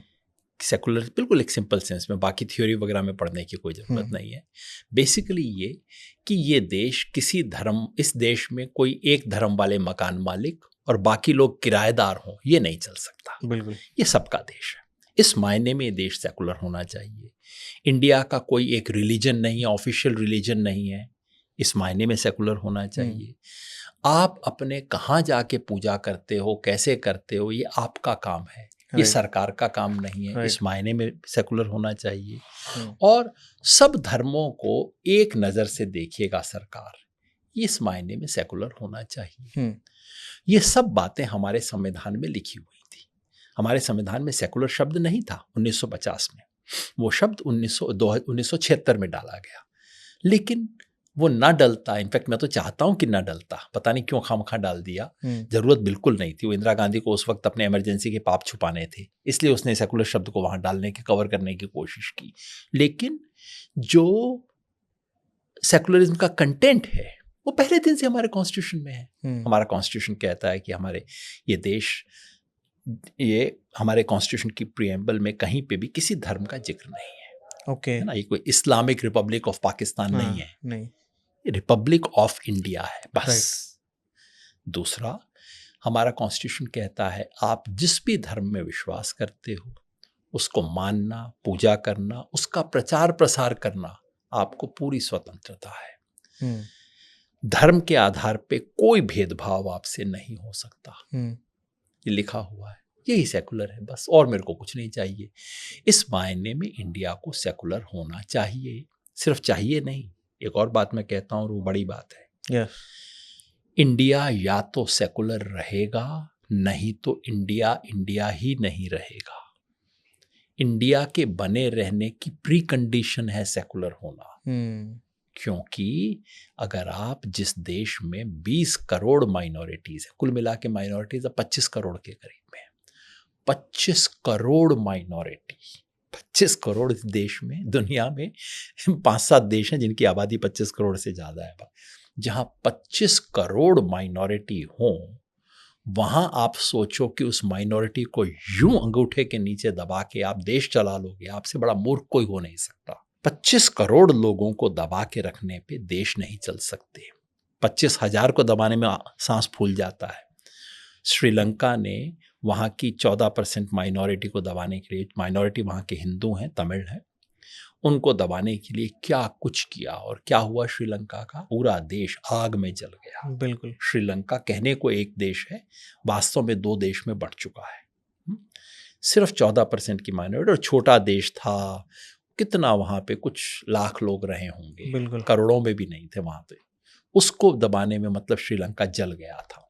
और जो सोचता है कि 25 करोड़ लोगों के मुंह पे टेप लगा के आप भारत को चला सकते हो, इससे बड़ी मूर्खता कोई नहीं हो सकती। अच्छी बुरी बात छोड़ दीजिए, हिंदुस्तान एक राष्ट्र के रूप में, हम चाहते हैं, देश की एकता चाहते हैं ना, इस देश की एकता को बनाए रखने का एक ही तरीका है कि आप सबको साथ लेके चलो। किसी को दबाना, किसी को खत्म करना इस देश के मिजाज में नहीं है। तो सेकुलरिस्ट होना चाहिए, सेकुलरिज्म होना अनिवार्य है इस देश के लिए। क्या वास्तव में सेकुलरिज्म हुआ? नहीं हुआ। और ये मैं सिर्फ मोदी जी की बात नहीं कर रहा, बीजेपी की बात नहीं कर रहा, कांग्रेस और भी। उससे पहले से सेकुलरिज्म जब इस देश में सेकुलरिज्म कोई संविधान से शुरू नहीं हुआ, आज़ादी के आंदोलन से शुरू हो गया था। भगत सिंह को आप पढ़िए, वो क्या लिखते हैं, अंबेडकर को पढ़िए, आप नेहरू को पढ़िए, गांधी को पढ़िए, ये लोग, इनके लिए ऑब्सेशन है गांधी के लिए हिंदू मुस्लिम यूनिटी, दिन रात वो कर रहे हैं। सेकुलरिज्म इस देश का पहले शुरू हो चुका था, संविधान ने केवल उसको लिखा। मुझसे पूछो तो सेकुलरिज्म तो अशोक के जमाने में शुरू हो चुका था। अशोक बुद्धिस्ट बना था, लेकिन उसने कहा मैं अपना धर्म अपनी प्रजा पे नहीं लाता। प्रजा जो भी करे, और इंस्ट्रक्शन दिए सब लोगों को, अपने लोगों को कोई धर्म लादने की कोशिश नहीं करेगा। जिसके जो बिलीफ है उसको करने दीजिए, और जो लोग विरोध करते हैं पाषंडा, उनको भी रहने का अधिकार है, जो सही मेरे बात है। धर्म का विरोध करते हैं। ये सेकुलरिज्म अकबर के जमाने में आ चुका था। अकबर मुसलमान था, सम्राट था, कितना कन्वर्शन चाहे कर सकता था। कभी हमने सोचा इस देश में कितना समय मुगल रूल रहा, और अगर वो लोग कन्वर्ट करना चाहते तो क्या भारत आज ईरान या अफगानिस्तान जैसा ना होता? राइट, सही बात है। नहीं किया। अकबर ने क्या किया? दीन इलाही कि जिसमें अपना अलग धर्म बनाया, किसी को कन्वर्ट नहीं किया, और धर्म के आधार पर कोई, अकबर के नवरत्न में सब हैं, हिंदू हैं, मुसलमान हैं, सब है, अबुल फजल भी है और तमाम दूसरे लोग भी हैं ना, हिंदू भी हैं, हर तरह के। इस देश में जिसने भी राज किया है वो समझ गया कि मुझे सब धर्मावलंबियों को साथ लेके चलना है। ये सिर्फ नैतिकता का सवाल नहीं है, राजनैतिकता का भी सवाल है कि इस देश को बनाए रखने का एक ही तरीका है, करो। ये बात अशोक को समझ आती थी, अकबर को समझ आती थी, ये बात इस देश की गांधी को समझ आती थी, नेहरू को समझ आती थी, और संविधान में लिख दिया बस इस बात को। तो कोई सेकुलरिज्म नई चीज नहीं है। इस देश को बनाए रखने की शर्त को हमने संविधान में लिख दिया, लिख तो दिया। उसके बाद क्या हुआ? 1950 के दशक में सेकुलरिज्म को बनाए रखना बहुत मुश्किल काम था। याद रखिए, पार्टीशन हुआ था।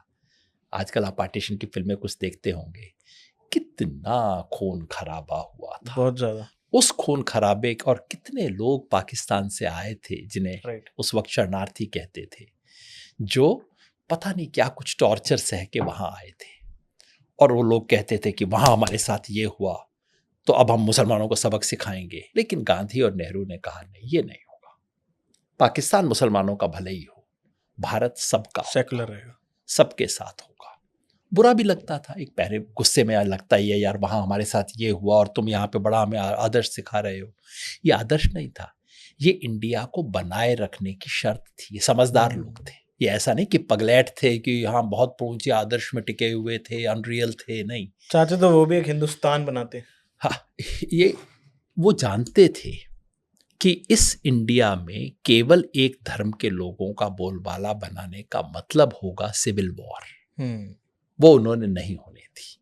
तो 50 में सेकुलरिज्म था, बहुत बड़ा चीज थी। धीरे धीरे जो सेकुलर पॉलिटिक्स थी वो कन्वीनियंस की पॉलिटिक्स बनती गई, और धीरे धीरे वो मुसलमानों का वोट आता रहे उसकी राजनीति बनने लग गई। सेकुलर पार्टीज के भी मामला अच्छा था, क्योंकि पॉलिटिक्स वो कर रहे थे।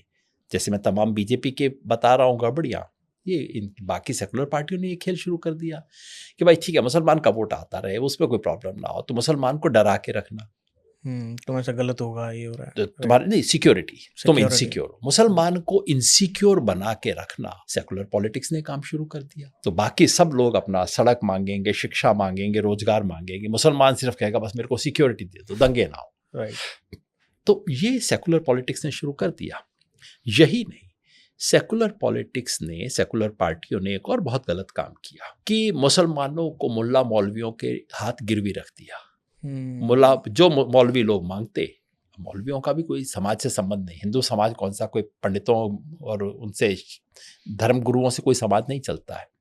लेकिन मुस्लिम समाज में कुछ जो उनके ठेकेदार बन गए, क्योंकि वोट लेने थे, वोट लेने के लिए उनके ठेकेदारों के भरोसे छोड़ दिया। ठेकेदार ऊटपटांग मांग करते थे, उनकी ऊटपटांग मांग को स्वीकार कर लिया गया, है ना। इससे मुसलमानों को कोई फायदा नहीं मिला, फायदा सिर्फ उनके ठेकेदारों को मिला। लेकिन एक हिंदू को लगने लगा कि भाई ये तो मुसलमानों को बड़े फेवर दिए जा रहे हैं। जो शाहबानों का केस बताते हैं, वो जहां सरकार ने, उस जमाने की राजीव गांधी सरकार ने काम किया था, जिसकी मैं प्रशंसा भी कर चुका हूं, उसका आपको नेगेटिव एस्पेक्ट भी बताता हूं, कि वो सरकार बिल्कुल उल जलूल डिमांड की गई। जो एक केस था, मुस्लिम विधवा महिला के तलाक का केस था, जिसके अंदर बिल्कुल उस औरत का हक बनता था, लेकिन कोर्ट ने उसके पक्ष में फैसला दिया। सरकार ने रातों रात कानून बदला उसको पलटने के लिए, क्योंकि ये जो मुसलमानों के ठेकेदार थे वो नहीं चाहते थे। अब इससे एक हिंदू को ये मैसेज जाता है कि अरे भाई तो मुसलमानों की बड़ा तरफदारी हो रही है, ये मुस्लिम अपीजमेंट जो बार बार बोला जाता है, ये मुसलमान का कोई अपीजमेंट नहीं हुआ भाई, मुसलमानों के ठेकेदारों का अपीजमेंट हुआ है। एक एवरेज मुसलमान इस देश में ज़्यादा पढ़ाई की दृष्टि से पिछड़ा है, पैसे की दृष्टि से पिछड़ा हुआ है। एक जैसे सच्चर कमीशन की रिपोर्ट ने, जस्टिस राजेंद्र सच्चर कमीशन की एक रिपोर्ट आई थी जिसने दिखाया कि मुसलमान की कंडीशन क्या है इस देश में। हर मायने में मुसलमान पिछड़ा हुआ है और आज़ादी के बाद और पिछड़ा गया है। जिस कम्युनिटी का अपीजमेंट हो उसके साथ ऐसा क्यों होगा भाई, वो तो सबसे आगे जाएगी ना, बिल्कुल नहीं गई। तो एक साथ दो चीज़ें हो रही है, उनके ठेकेदारों का अपीजमेंट हो रहा है, मुसलमान और पीछे जा रहे हैं, हिंदुओं के मन में गुस्सा बन रहा है कि देखो मुसलमान को तो बहुत कुछ मिल रहा है, मिल कुछ नहीं रहा है, वो हो रहा है। और इसमें बीजेपी अपनी पॉलिटिक्स चमका रही है ना, ये कह के मुस्लिम अपीजमेंट हो रहा है, ये सब करते हुए। तो ये सेकुलरिज्म नहीं था, ये सेकुलरिज्म का पाखंड था जो कि सेकुलर पॉलिटिक्स ने किया। और उस पाखंड से बीजेपी की पॉलिटिक्स चमकी कि देखो ये तो सेकुलरिज्म के नाम पे हिंदुओं के खिलाफ हो रहा है। मतलब कितनी मूर्खतापूर्ण बात है। ट्रंप कहता है अमेरिका में वाइट लोगों के साथ बड़ा इंजस्टिस हो रहा है। अब आप हंसोगे ना भाई, क्या कह रहे हो, थोड़ा तो है ना, आपके चेहरे पे एकदम हंसी आ गई ये बात सुन के, है ना। वाइट लोगों के साथ कैसे हो सकता है, राइट। तो भाई बताओ हिंदुस्तान में हिंदुओं के साथ कैसे हो सकता है? 80% पॉपुलेशन है, सब चीज में, हर संस्था में उनकी प्रेजेंस है। हिंदुओं के साथ इनजस्टिस इस देश में होगा तो आपको दिखेगा ना कि हर कोर्ट में, हर चीज के अंदर मुसलमानों का डोमिनेशन है। आप मेरे को एक इंस्टीट्यूशन दिखा दो इस देश की जहां मुसलमानों को जितनी आबादी है उससे ज्यादा रिप्रेजेंटेशन मिला हो। आमतौर पे जितनी उनकी आबादी है उससे आधा रिप्रेजेंटेशन है मुसलमानों का ज्यादातर इंस्टीट्यूशन में, संसद समेत। कहीं हायर एजुकेशन में नहीं है, किसी टॉप लीडरशिप में नहीं है, लेकिन बस हिंदू मुसलमानों का अपीसमेंट, हिंदुओं के साथ अत्याचार। भाई कैसा अत्याचार हो रहा है इस देश में हिंदुओं, जैसे अमेरिका में वाइट के साथ अत्याचार। ट्रंप की सारी राजनीति, आपको हंसी आ रही है, लेकिन ट्रंप की सारी राजनीति इस पे है कि अमेरिका में वाइट लोगों के साथ बड़ा अत्याचार हो गया और मैं ठीक कर दूंगा। वही चीज divide and rule, divide and rule, ये खेल किया जा रहा है। अरे भाई इस देश में हिंदुओं के साथ अत्याचार हो रहा है, क्या बात कर रहे हो? मतलब आप ये कहोगे ना भाई साहब थोड़ा पानी पियो, थोड़ा सा एक गिलास पानी पी लो, फिर मेरे साथ बात करो। इस किस्म की ऊटपटांग चीज जो दुनिया भर में चल रही है। अब इंग्लैंड के अंदर भी कहा जा रहा है कि ये जो आप्रवासी आ गए हैं, ये जो सब भारत से आए हैं, बांग्लादेश से आए, इन लोगों ने बड़ा कर दिया। इंग्लैंड के अंदर एक पार्टी आ रही है आजकल, रिफॉर्म्स पार्टी नाम है, बिल्कुल बीजेपी है वो भी। एजेंडा ये है कि इंग्लैंड के अंदर वाइट लोगों के साथ बड़ा अत्याचार हुआ है, ये सब हम इमिग्रेंट्स को बाहर निकालेंगे और बहुत वो करेंगे, तो फिर उसके बाद इंग्लैंड एकदम वो प्रोग्रेस की तरफ बढ़ेगा। ऊटपटांग बात है ना, उलझुल बात है। वहाँ दिखती कि पड़ोसी में कोई बात होती है तो हमें उलझुल दिखाई देती है। वहाँ चूंकि हमारे अपने साथी हैं, हमारे अपने अंकल वगैरह कहीं हैं, तो कहते हैं देखो कितना बुरा कर रहे हैं, देखो तो फला एक आदमी के पास वहाँ पे कोई जा रहा था इंडियन, उसके ऊपर चाकू चला दिया, कितनी बुरी बात है। सारे लोग कहते हैं तो ह्यूमन राइट्स के खिलाफ है, बहुत गलत है। बिल्कुल जाहिर है। अपने घर में आप ये कर रहे हो, आपको नहीं दिखता? वहाँ कहते हो कि अमेरिका में माइनॉरिटीज को प्रोटेक्शन मिलना चाहिए, बिल्कुल मिलना चाहिए, दुनिया में हर जगह मिलना चाहिए। और अपने यहाँ कोई रेलवे स्टेशन पे कोने में नमाज का अदा कर रहा है, आप उसके ऊपर लात चलाते हो, सड़क पे लिंचिंग करते हो, बुलडोजर चलाते हो, तालियां पीटते हो। क्या कर रहे हो आप ये काम? बस तो लोगों को एक रेडिकल सोच दी जा रही है इस चीजों के, एक दूसरे के खिलाफ भड़काना सीधे सीधे। ये इसीलिए मैं इसे कहता हूँ ये देशद्रोही है। मेरे लिए देश प्रेम की परिभाषा ये है कि क्या आप इस देश को जोड़ना चाहते हो, क्या आप इस देश के लोगों से प्यार करते हो, क्या आप इस देश की जो अलग अलग चीज़ है सबके साथ मिल के उसमें रस हो के उसको जोड़ रहे हो, या कि उन्हें एक दूसरे के खिलाफ करके भिड़ाने का काम कर रहे हो। जो भिड़ाता है किसी भी कारण से वो देशद्रोही है, जो जोड़ता है वो देश प्रेमी है। राइट सर, मैं एक किताब पढ़ रहा था तो उसमें बड़ी एक कमाल की मैंने डेफिनेशन समझी पॉलिटिक्स की। उसकी डेफिनेशन ये थी कि that politics is just about radicalisation, polarisation of the society और कास्टिसिज्म, रिलीजन, इन सब का एक मिक्सचर है जो पब्लिक को परोसा जाता है और उसके हिसाब से वोट बैंक की एक राजनीति करी जाती है, दैट्स इट। और कोई किसी पॉलिटिशियन के अंदर इतना नेशनलिज्म नहीं होता जितना सेल्फ इंटरेस्ट होता है अपनी पार्टी के लिए या अपने अपने पद के लिए। That's it. देखिए, ये बिल्कुल वैसे कहना हुआ कि बिजनेस क्या होता है। कोई कहेगा बिजनेस का मतलब है ग्राहक को उल्लू बनाओ। कोई समझदार बिजनेसमैन होगा वो कहेगा कि नहीं, ग्राहक को उल्लू बना के 2 दिन आप कर सकते हो, तीसरे दिन पता लग जाएगा, आपका बिजनेस टूट जाएगा। राइट। बिजनेस अच्छा वो है जो कि ग्राहक को सचमुच कुछ अच्छा दे। राइट। पॉलिटिक्स ग्राहक का धंधा है, मैं मानता हूँ, है ना। इलेक्टोरल पॉलिटिक्स खासतौर पे वो धंधा है कि आपको वोट लेना है, आपको काम करना है, वोट लेना है। 2 दिन आप उसको सड़ा हुआ केला बेच दोगे, तीसरे दिन वो ढूंढ लेगा कि आपका केला सड़ा हुआ था, किसी दूसरी दुकान पे चला जाएगा। बिल्कुल।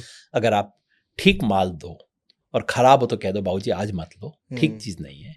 जिस ग्राहक को आपने बोल दिया कि बाबूजी आज मेरे पास ठीक सामान नहीं है, वो कल आपकी दुकान में पक्का आएगा। भरोसा है ना। वो जो पॉलिटिक्स भी यही है।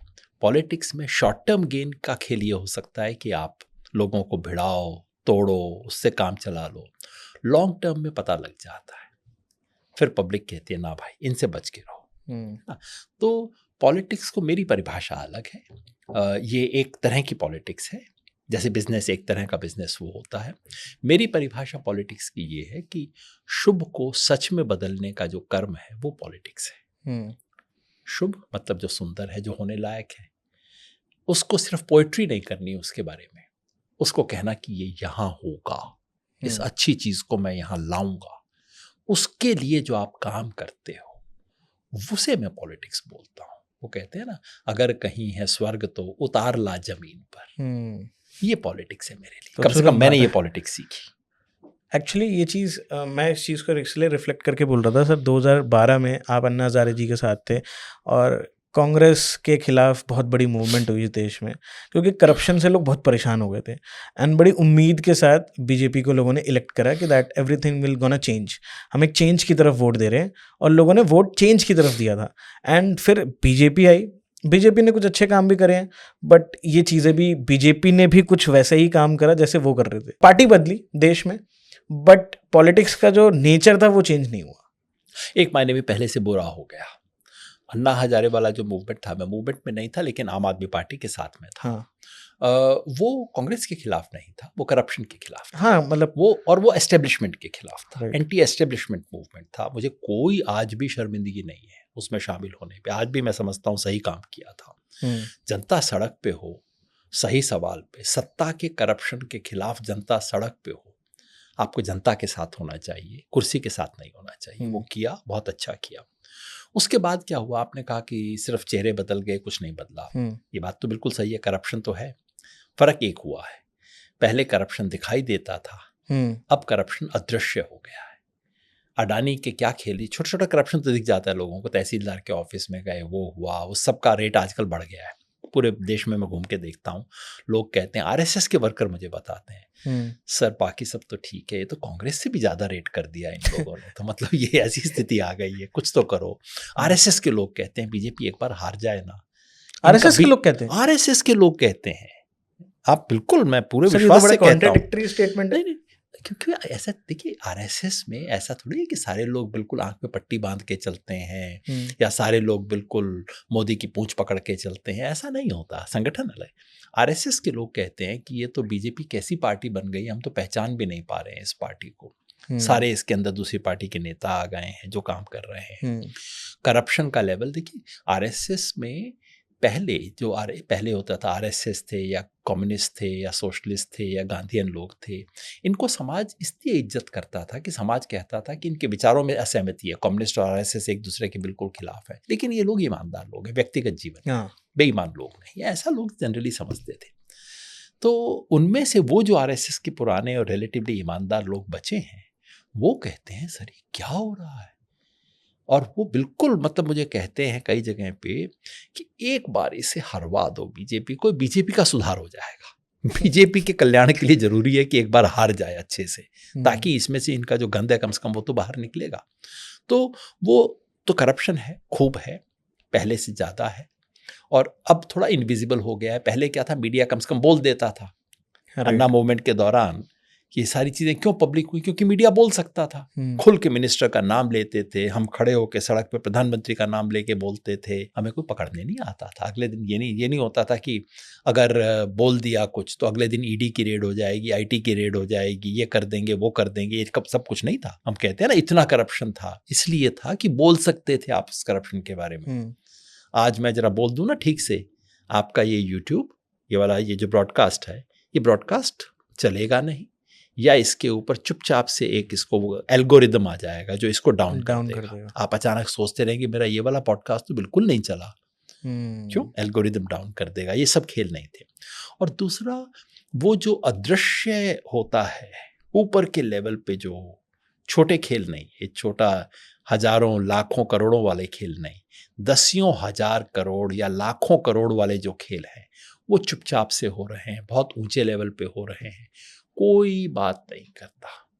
कुछ दिन पहले किस्सा आता है कि कोई एक आदमी 15 लाख करोड़ रुपए का बिल्कुल खेल है, 2-3 दिन मीडिया में हलचल हुई, गायब हो गया ना, बिल्कुल मुद्दा ही खत्म हो गया। मुद्दा ही खत्म हो गया। रिकॉल आपने कराया या 15 लाख करोड़, भारत सरकार का साल का बजट है 50 लाख करोड़, भारत सरकार के बजट का 1/3 एक आदमी ने गबन किया था।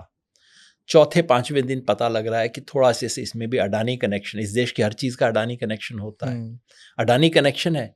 उसके अगले दिन से खबर गायब हो गई। ये है करप्शन असली। तो वो करप्शन हो रहा है, और उसके साथ दूसरा, उस करप्शन को कवर अप करने के लिए हिंदू मुसलमान टोटल करते रहो, नीचे जो मर्जी करो, आखिर में हिंदू मुसलमान का फॉर्मूला लगाओ, स्टीरॉयड लगा दो, आंख में मिर्ची डाल दो, आंख में मिर्ची लगी आपको क्या दिखाई देगा, बस। तो सारा ये हिंदू मुसलमान का खेल, या जाट गैर जाट, यादव गैर यादव, कुकई मितई, ये सब खेल इसलिए है कि आपको मुझे मोदानी नजर ना आए, मोदी और अडानी का जो कनेक्शन है ये ना दिखाई दे। और उसके बाद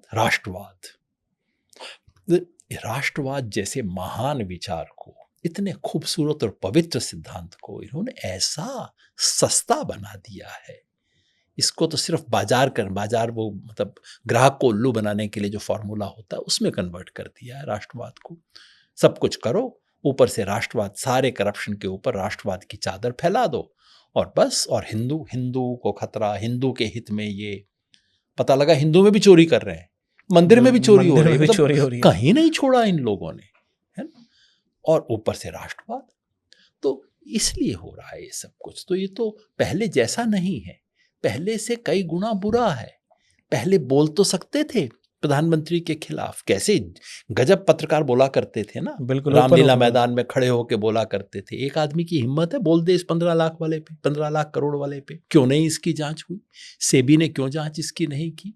क्यों कोई ईडी नहीं हुआ? क्यों कोई आईटी इसके ऊपर रेड नहीं हुआ? 15 लाख करोड़, हाँ, इट्स अ ह्यूज नंबर। जी बिल्कुल। ये तो कितने, मतलब देश में किसी भी स्टेट गवर्नमेंट का बजट इतना बड़ा नहीं है, एक भी स्टेट गवर्नमेंट नहीं है जिसका बजट इतना बड़ा हो, वहां हो रहा है। तो आप बताइए, तो ये जो हो रहा है, ये तो देश में सेंध लगाई जा रही है, और सारे लोग बैठ के देख रहे हैं, और ऊपर से राष्ट्रवाद का इसमें लगा रखा। मालूम बात, मैं राष्ट्रवाद का बता ही दिया, हकीकत क्या है। सर अभी रिसेंटली एक बिल गिरा जस्ट पार्लियामेंट में, साउथ का कहना है कि जिसने पॉपुलेशन कंट्रोल किया उसको ही कम सीट्स मिल रही हैं। क्या ये कंसर्न आपको वैलिड लगता है? मैं डिलिमिटेशन बिल की बात कर रहा हूँ। डिलिमिटेशन क्या है? डिलिमिटेशन बेसिकली ये है कि किस स्टेट को लोकसभा में कितनी सीट मिलनी चाहिए, राइट, उसको फ्रेश करने का फॉर्मूला होता है। फिर वो किया जाता है, और उसके बाद बाउंड्री बनाई जाती है हर सीट की, इसको डिलिमिटेशन बोलते हैं। अब मोदी सरकार कह रही है कि ये जो अब की पॉपुलेशन है उसके हिसाब से डिलिमिटेशन होना चाहिए। एक मायने में सही बात लगती है कि भाई ठीक है, पॉपुलेशन के हिसाब से होना चाहिए, कॉन्स्टिट्यूशन में भी लिखा हुआ है अच्छा कि पॉपुलेशन के हिसाब से होना चाहिए, ठीक है। लेकिन इसको 1976 में रोक दिया था। एक कॉन्स्टिट्यूशन अमेंडमेंट हुआ जिसमें कहा गया कि ये 71 की पॉपुलेशन के हिसाब से होगा, बाद में पॉपुलेशन बढ़ेगी, जिसकी बढ़ेगी घटेगी हम बदलेंगे नहीं।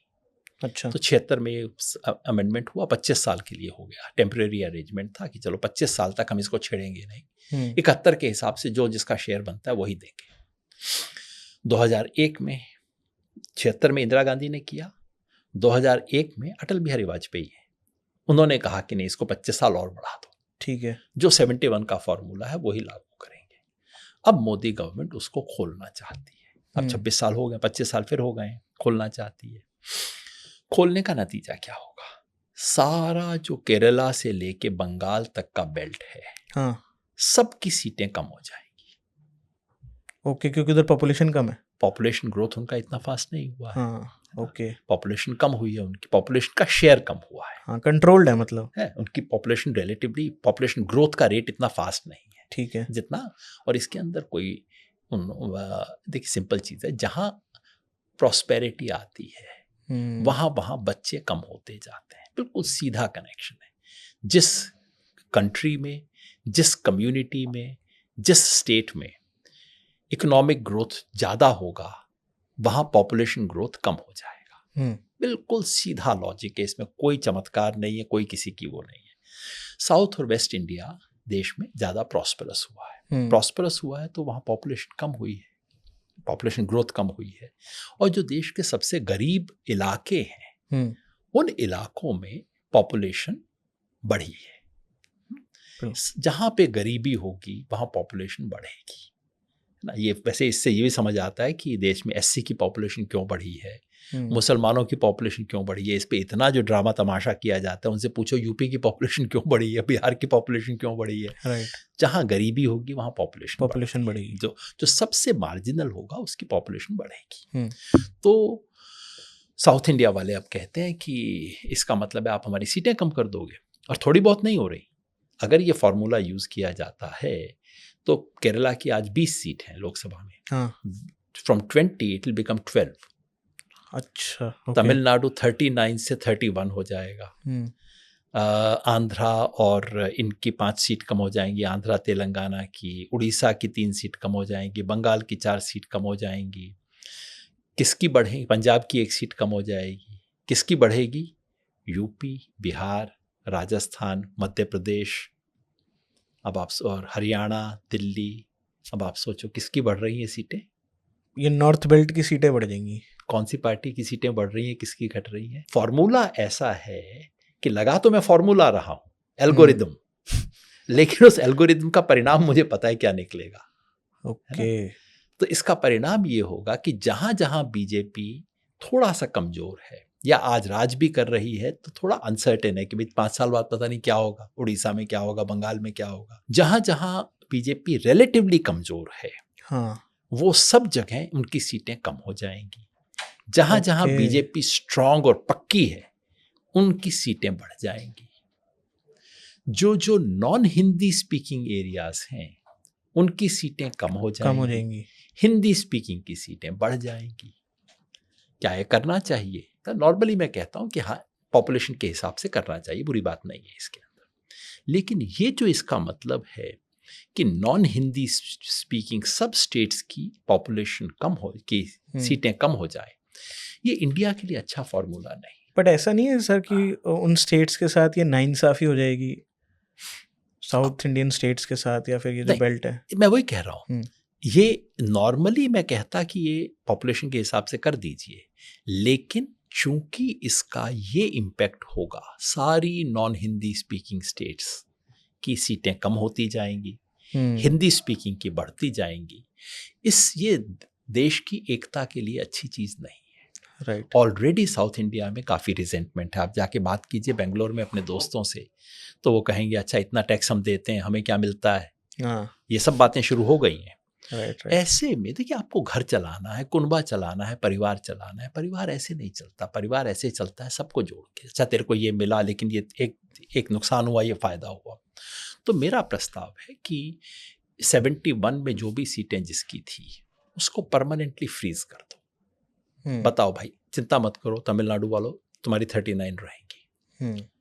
लेकिन उसके साथ मैं एक कंडीशन लगाता हूँ, वो ये कि तुम्हारी जो प्रॉस्पेरिटी है उसका हिस्सा उत्तर प्रदेश, बिहार को मिलना चाहिए। वो कैसे मिलेगा?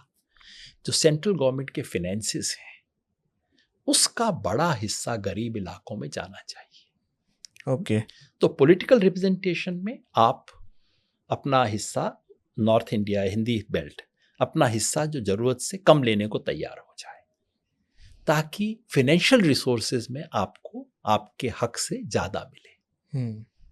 ये राष्ट्रवाद की स्पिरिट है कि देश आगे तब बढ़ेगा जो सबसे कमजोर है उसके साथ में जाके खड़ा होऊंगा, है ना। राइट। तो ये मैं चाहता हूं कि ये एक डील हो जाए देश में कि it's a very good proposal sir, national unity के लिए, है ना। इससे देश आगे बढ़ेगा, है ना। नहीं तो ये नॉर्थ साउथ का झगड़ा लगा के देश आगे नहीं बढ़ेगा। सर एक क्वेश्चन मैं आपसे पूछना चाहता हूँ, ये है कि आप लेफ्ट विंग को सपोर्ट करते हो या राइट विंग को? आप किससे हो? ये ना अमेरिकी डेफिनेशन है। हाँ। अमेरिका में और यूरोप के बाकी देशों में इस तरह की बात की गई, राइट विंग फ्रीडम के पक्ष में है और लेफ्ट विंग जो है वो कंट्रोल के पक्ष में है, इकोनॉमी के बारे में, है ना। फर्क जो माना जाता था कि राइट विंग वाले वो थे जो कहते थे फ्री मार्केट।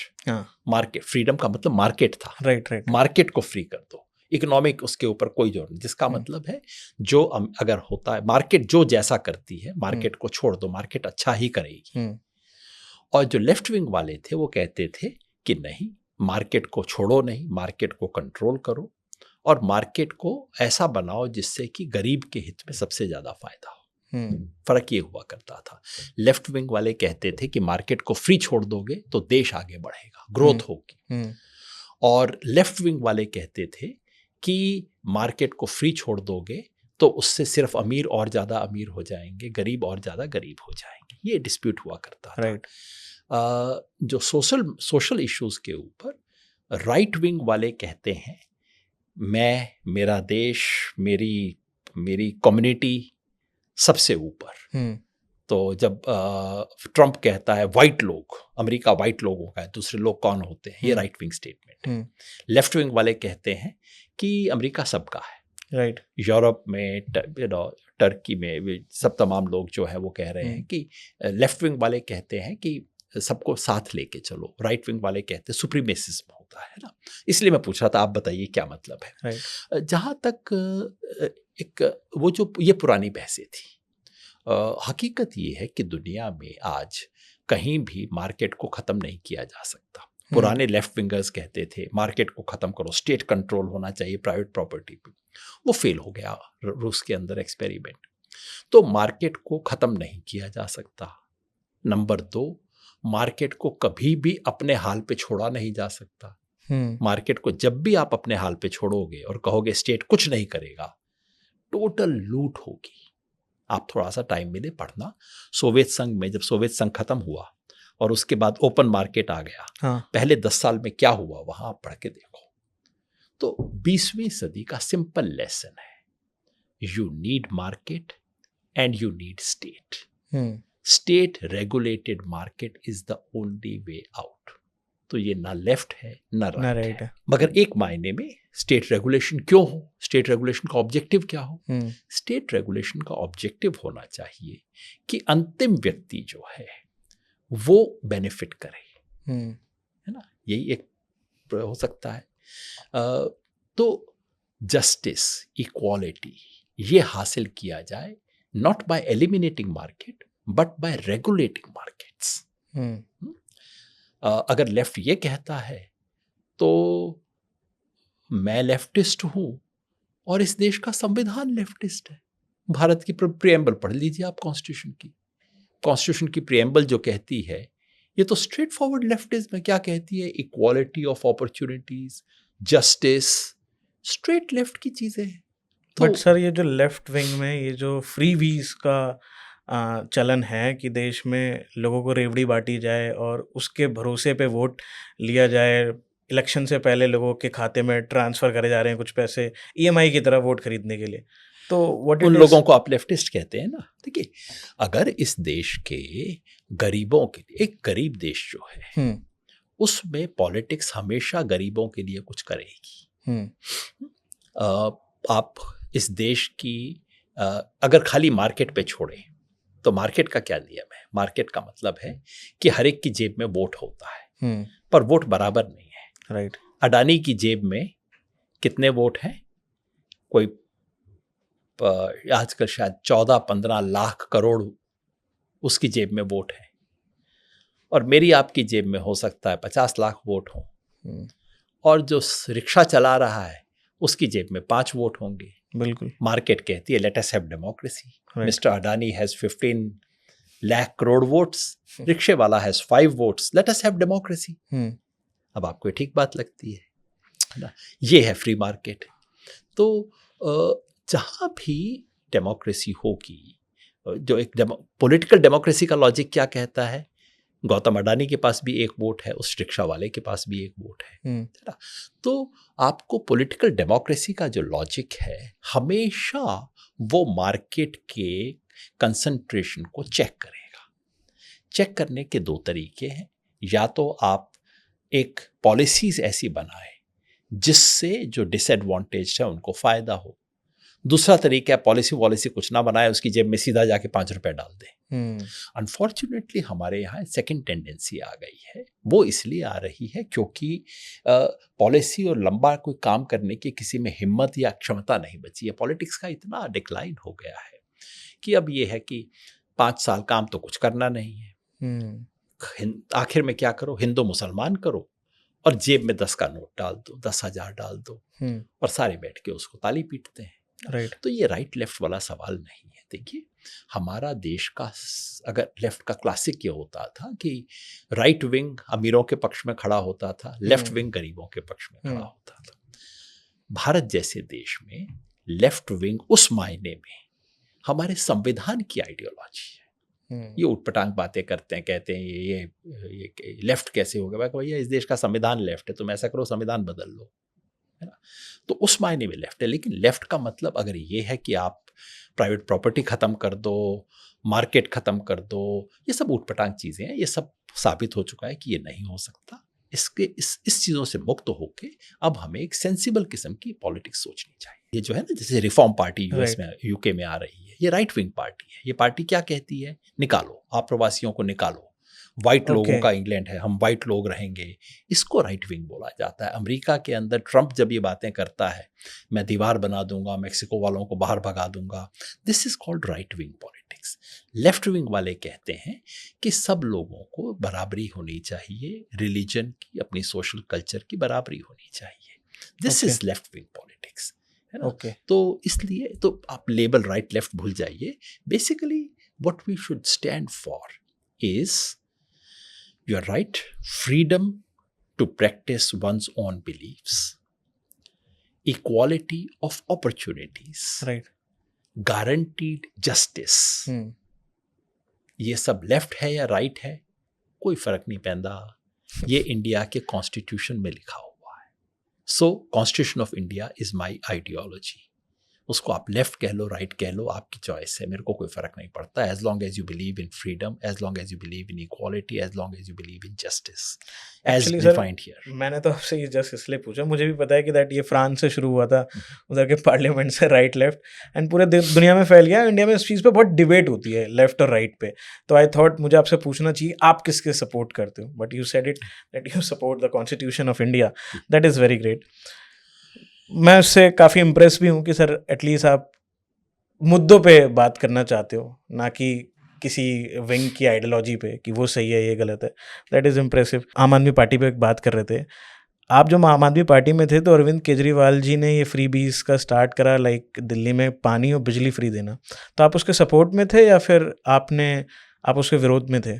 मैं उस वक्त मैनिफेस्टो कमेटी में था। हाँ। 2013 में, हाँ। जब ये पहली बार हुआ, मैंने उस वक्त कहा कि इस पार्टी की तरफ से कहना चाह रहे थे कि आप फ्री बिजली देंगे। हाँ। मैंने कहा कि फ्री बिजली का आप हिसाब कीजिए। तो हमने एक कमेटी बनाई जिसने इसकी पूरी इकोनॉमिक्स वर्कआउट की, कितना होगा और रिसोर्सेज कहाँ से आएंगे इसके लिए, है ना? तो फ्री बीज शब्द का इस्तेमाल मत कीजिए, बहुत बेकार शब्द है। मीडिया कई चीज़ें ऐसी हमें पकड़ा देता है। तो उस पर मैं 1 मिनट कहूँगा। पर आम आदमी पार्टी में हमने कहा कि जो गरीब को आप देना चाहते हैं, बस इतनी जिम्मेवारी कीजिए, जो चीज़ देना चाहते हैं उसका बजट वर्कआउट कीजिए। दिक्कत ये होती है कि पार्टियां बगैर बजट वर्कआउट किए प्रॉमिस करती हैं, मैं ये दे दूंगा, कहां से दूंगा पता नहीं, ये गड़बड़ है। फ्री बीज शब्द को मैं क्यों नहीं इस्तेमाल करना चाहता, वो हाँ जी। इसलिए कि जब भी कोई चीज गरीब को दी जाती है, फ्री बीज, मर गए, लुट गए, देश बर्बाद हो जाएगा, वही अमाउंट जब अमीरों को दिया जाता है कोई चर्चा नहीं होती। अच्छा, मैं आपसे पूछता हूं, जब से मोदी गवर्नमेंट आई है उसने देश के अमीर लोगों के कितना लोन माफ किया है, आइडिया है आपको अप्रोक्सीमेटली? सर कई हजारों लाखों करोड़ों में, आई नो दैट, कराइए। अप्रोक्सीमेटली 17-18 लाख करोड़ रुपए दिए गए हैं अब तक to the billionaires, to the billionaires. Yes, हर साल हिंदुस्तान के बजट में एक छोटी सी चीज होती है, टैक्स एग्जेम्पशंस। हाँ, जिनको टैक्स दिया जाना चाहिए लेकिन सरकार कहती नहीं, आपने देश के लिए अच्छा काम किया, ये तो टैक्स आपको एग्जेम्प्ट हो जाएगा। टैक्स एग्जेम्पशन कितना होता है हर साल हमारे बजट में? I don't have an idea. 2-2.5 lakh crore रुपए का टैक्स एग्जेम्पशन होता है। 2-2.5 लाख करोड़ रुपया। इस देश का टोटल राशन में जो खर्चा होता है ना, गरीबों को जिसकी दिन रात चर्चा होती है, वो 1-1.25 लाख करोड़ रुपए का है। उससे डबल अमीरों को दिया जाता है देश में हर साल। क्यों दिया जाता है? कोई चर्चा नहीं, नो फ्रीबीज, एब्सोल्युटली फाइन। कैसी कल्चर बना रखी है भाई, गरीब को कुछ दे तो हाय तौबा, अमीर को दे तो एवरीथिंग इज फाइन। सर ये चीज न्यूज में आती नहीं ना, जो आपने बताया। अब आप बताइए क्यों नहीं आती है, सोचिए जरा, क्यों नहीं आती है चीजें। सब पब्लिक है, आपके व्यूअर्स समझदार हैं, जाके चेक कर सकते हैं, देखिए कितने जो है लोन दिए गए हैं। बिल्कुल ये बात पार्लियामेंट में आई है, हुई है, कोई छुपे हुए फैक्ट्स नहीं। मैं आपको कोई ऐसी खुफिया कॉन्फिडेंशियल जानकारी नहीं दे रहा हूं जो अखबारों में ना छपी हो। राइट, कहीं चुपचाप से छप जाती है, कोई चर्चा नहीं होती इस देश के अंदर। किसान लोन लेता है, किसान लोन को वापस नहीं कर पाता तो क्या होता है, उसके घर की कुर्की हो जाती है। राइट, तहसील में दीवार पे उसका नाम लिखा जाता है कि इसने 50,000 रुपए का लोन वापस नहीं किया, ये देनदार है। और जब विजय माल्या 7,000 करोड़ रुपया लेके भाग जाता है, कुछ नहीं होता। पता लगता है कि वो भागने से पहले इस देश के वित्त मंत्री के साथ मीटिंग करके गया था। हाँ, उन्होंने अपने पॉडकास्ट में भी बताया उन्होंने। जब अनिल अंबानी कितने करोड़ रुपए का डिफॉल्टर है? थाउजेंड्स ऑफ करोड्स, लाखों करोड़ के डिफॉल्टर है। इतना छोटा ना समझिए आप इन लोगों को। वो करके और क्या होता है फिर, कहा जाता है कि ठीक है कंपनी उसमें चली गई, इंसॉल्वेंसी में कंपनी चली गई। फिर उसके बाद कहते हैं कि ठीक है इसको ऑक्शन किया जाएगा, तो 4,000 करोड़ रुपए आपने खा लिया और आपकी कंपनी को लेके उसको 40 करोड़ 50 करोड़ में बेच दिया गया। और फिर बैंक कहते हैं इतना हेयर कट हुआ, हेयर कट। आप 5,000 करोड़ रुपए लेके डुबा दिए, बैंक क्या करता है, कहता है आपको 1,000 करोड़ और दे दें ताकि आप इसको बचा सकें। गरीब को 50,000 रुपए का लोन नहीं माफ करते ये लोग। Right, absolutely. मतलब उत्तर प्रदेश में तहसील में नाम लिखवा दिया उन्होंने इन किसानों का जिनका 50,000 रुपए बाकी था लोन। समझो क्या लगता होगा उसके बच्चे को। और ये 5-5, 10-10 हजार करोड़ रुपया लेके बैठे हैं, टीवी पे इंटरव्यू देते हैं, नेताओं से दिन रात फोन पे बात करते हैं। कौन फ्रीबी खा रहा है भैया इस देश में? ये जो सबसे बड़े लोग हैं ये फ्रीबी खा रहे हैं, डकार भी नहीं लेते। इसलिए मैं कहता हूँ फ्रीबी शब्द का इस्तेमाल ना करें। Glad that you said it on the camera, आपने बोला, बिकॉज ऑफ कोर्स सर अभी आपने जैसे मुझे समझाया, इस देश में बहुत फ्रीबीज की चर्चा होती है, बट ये एग्जेम्पशंस की चर्चा बिल्कुल नहीं होती है। This is the biggest freebie of this country. उस पर क्यों नहीं चर्चा होती? दिक्कत ये है भाई, सारी दुनिया गरीबों के खिलाफ है। इस दुनिया में सबसे बड़ा अपराध है गरीब पैदा होना। उसके बाद मीडिया भी आपको एक चीज दे दी जाएगी, मीडिया चिल्लाएगा, लंबे लंबे बातें होंगी, अंग्रेजी के सुंदर सुंदर डायलॉग निकाल के लाएंगे गरीब को दबाने के लिए, और अमीर की जेब में जाएगा, लोग तालियां पीटेंगे, देश का विकास हो रहा है, देश आगे बढ़ रहा है, ये हो रहा है। सर मेरा बस आपसे जो पॉइंट था वो फ्री बीज के अगेंस्ट नहीं था, वो ये था कि दैट जो पैसा उनको राशन ये चीज़ें उपलब्ध कराने में कराया जा रहा है, एटलीस्ट उनको अगर थोड़ा सा पैसा अपलिफ्ट करने में करा जाता उनकी एजुकेशन पर, उनकी बेटर लिविंग पर, तो शायद वो भी ऊपर उठ के कुछ देश में बेटर कंट्रीब्यूशन और अपनी गरीबी वाली स्टेट से बाहर आ पाते। मेरा कहना है कि जब वो होता है, माँ बीमार है, माँ को दवाई देनी चाहिए या डाइट देनी चाहिए? दवाई। आप कहेंगे दोनों। दोनों।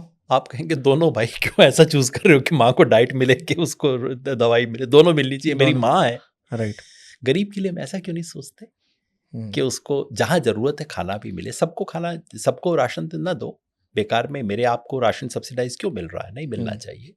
लेकिन गरीब को आज की स्थिति में, हमारे लिए शर्म की बात है अगर इस देश में 80 करोड़ लोगों को राशन चाहिए और उस 80 करोड़ में से 40-50 करोड़ ऐसे हैं जिन्हें सचमुच फर्क पड़ता है। मैं तो जाके घूमता हूँ भैया, पूछता हूँ, लोग कहते हैं भैया 10 दिन में राशन खत्म हो जाता है, फिर दिक्कत होती है ना? तो उनको वो भी मिलना चाहिए और शिक्षा, स्वास्थ्य और रोजगार के अवसर भी मिलने चाहिए। उसके बारे में क्यों हम कहते हैं या ये या वो? क्योंकि वो जो 2.5 लाख करोड़ है वो हमें नहीं चुभ रहा। वो 2.5 लाख करोड़ अगर इधर ले आएंगे आप, जो अमीरों को दिया जाता है हर साल, तो राशन के साथ में थोड़ा आप शिक्षा और रोजगार भी दे सकेंगे। एक्चुअली सर वो विजिबल नहीं होता, राइट? वही हमने ऐसा पूरा सिस्टम बना रखा है कि अमीरों को जो कुछ हो वो इनविजिबल रहता है। पानी के लिए इस देश का गरीब ज्यादा पैसा खर्च करता है, अमीरों को पानी मुफ्त मिलता है, राइट? आप देखिए दिल्ली की बस्तियों में जाके आप देखो कितना पैसा देते हैं लोग पानी के लिए। The conversation was meaningful. Thank you very much. I am glad it was. क्योंकि क्या होता है, देश के बारे में इतनी चीज़ें हैं जो हमें टीवी और अखबार पढ़ के या बीच बीच में यूट्यूब देख के पता नहीं लगती।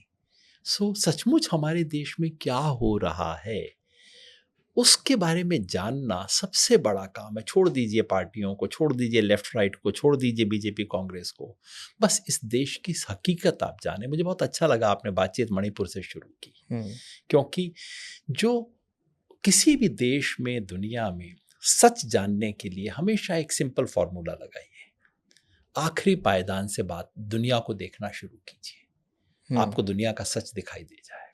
जब ऊपर की पायदान पे, ऊपर की सीढ़ी के ऊपर खड़े होकर देखते हैं आपको दुनिया पता नहीं लगती, सीढ़ी में सबसे नीचे खड़े होकर देखो। और यही बात महात्मा गांधी ने कही थी।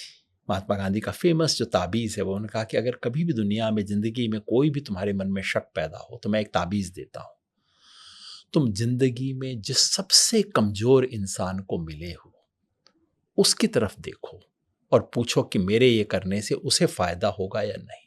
जैसे ही सोचोगे तुम्हारे सारे डाउट्स खत्म हो जाएंगे। आपके दर्शकों को, आपको, सबको मैं कहूंगा बस इस ताबीज को मन में रखिए। सर बहुत अच्छी कमाल की फ्री एडवाइस दी है आपने बिना मांगे, and thanks for being on the Prateek show.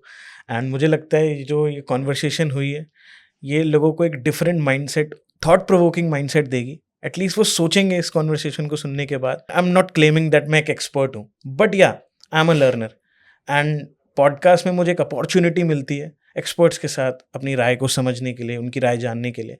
And I am also learning and my viewers are also learning. I am also learning. We are all learners. Thank you so much sir for being on the Prateek show. अगर आपको ये episode पसंद आया है तो comment करके मुझे जरूर बताना कि तुम्हें क्या पसंद आया है, तुम्हें क्या बात सही लगी, और जो भी तुम्हारा ओपिनियन हो तुम खुल के कमेंट कर सकते हो। और अगर तुमने इस चैनल को सब्सक्राइब नहीं करा है तो इस चैनल को सब्सक्राइब जरूर कर देना, because 90% of the viewers subscribe नहीं करते हैं इस चैनल को।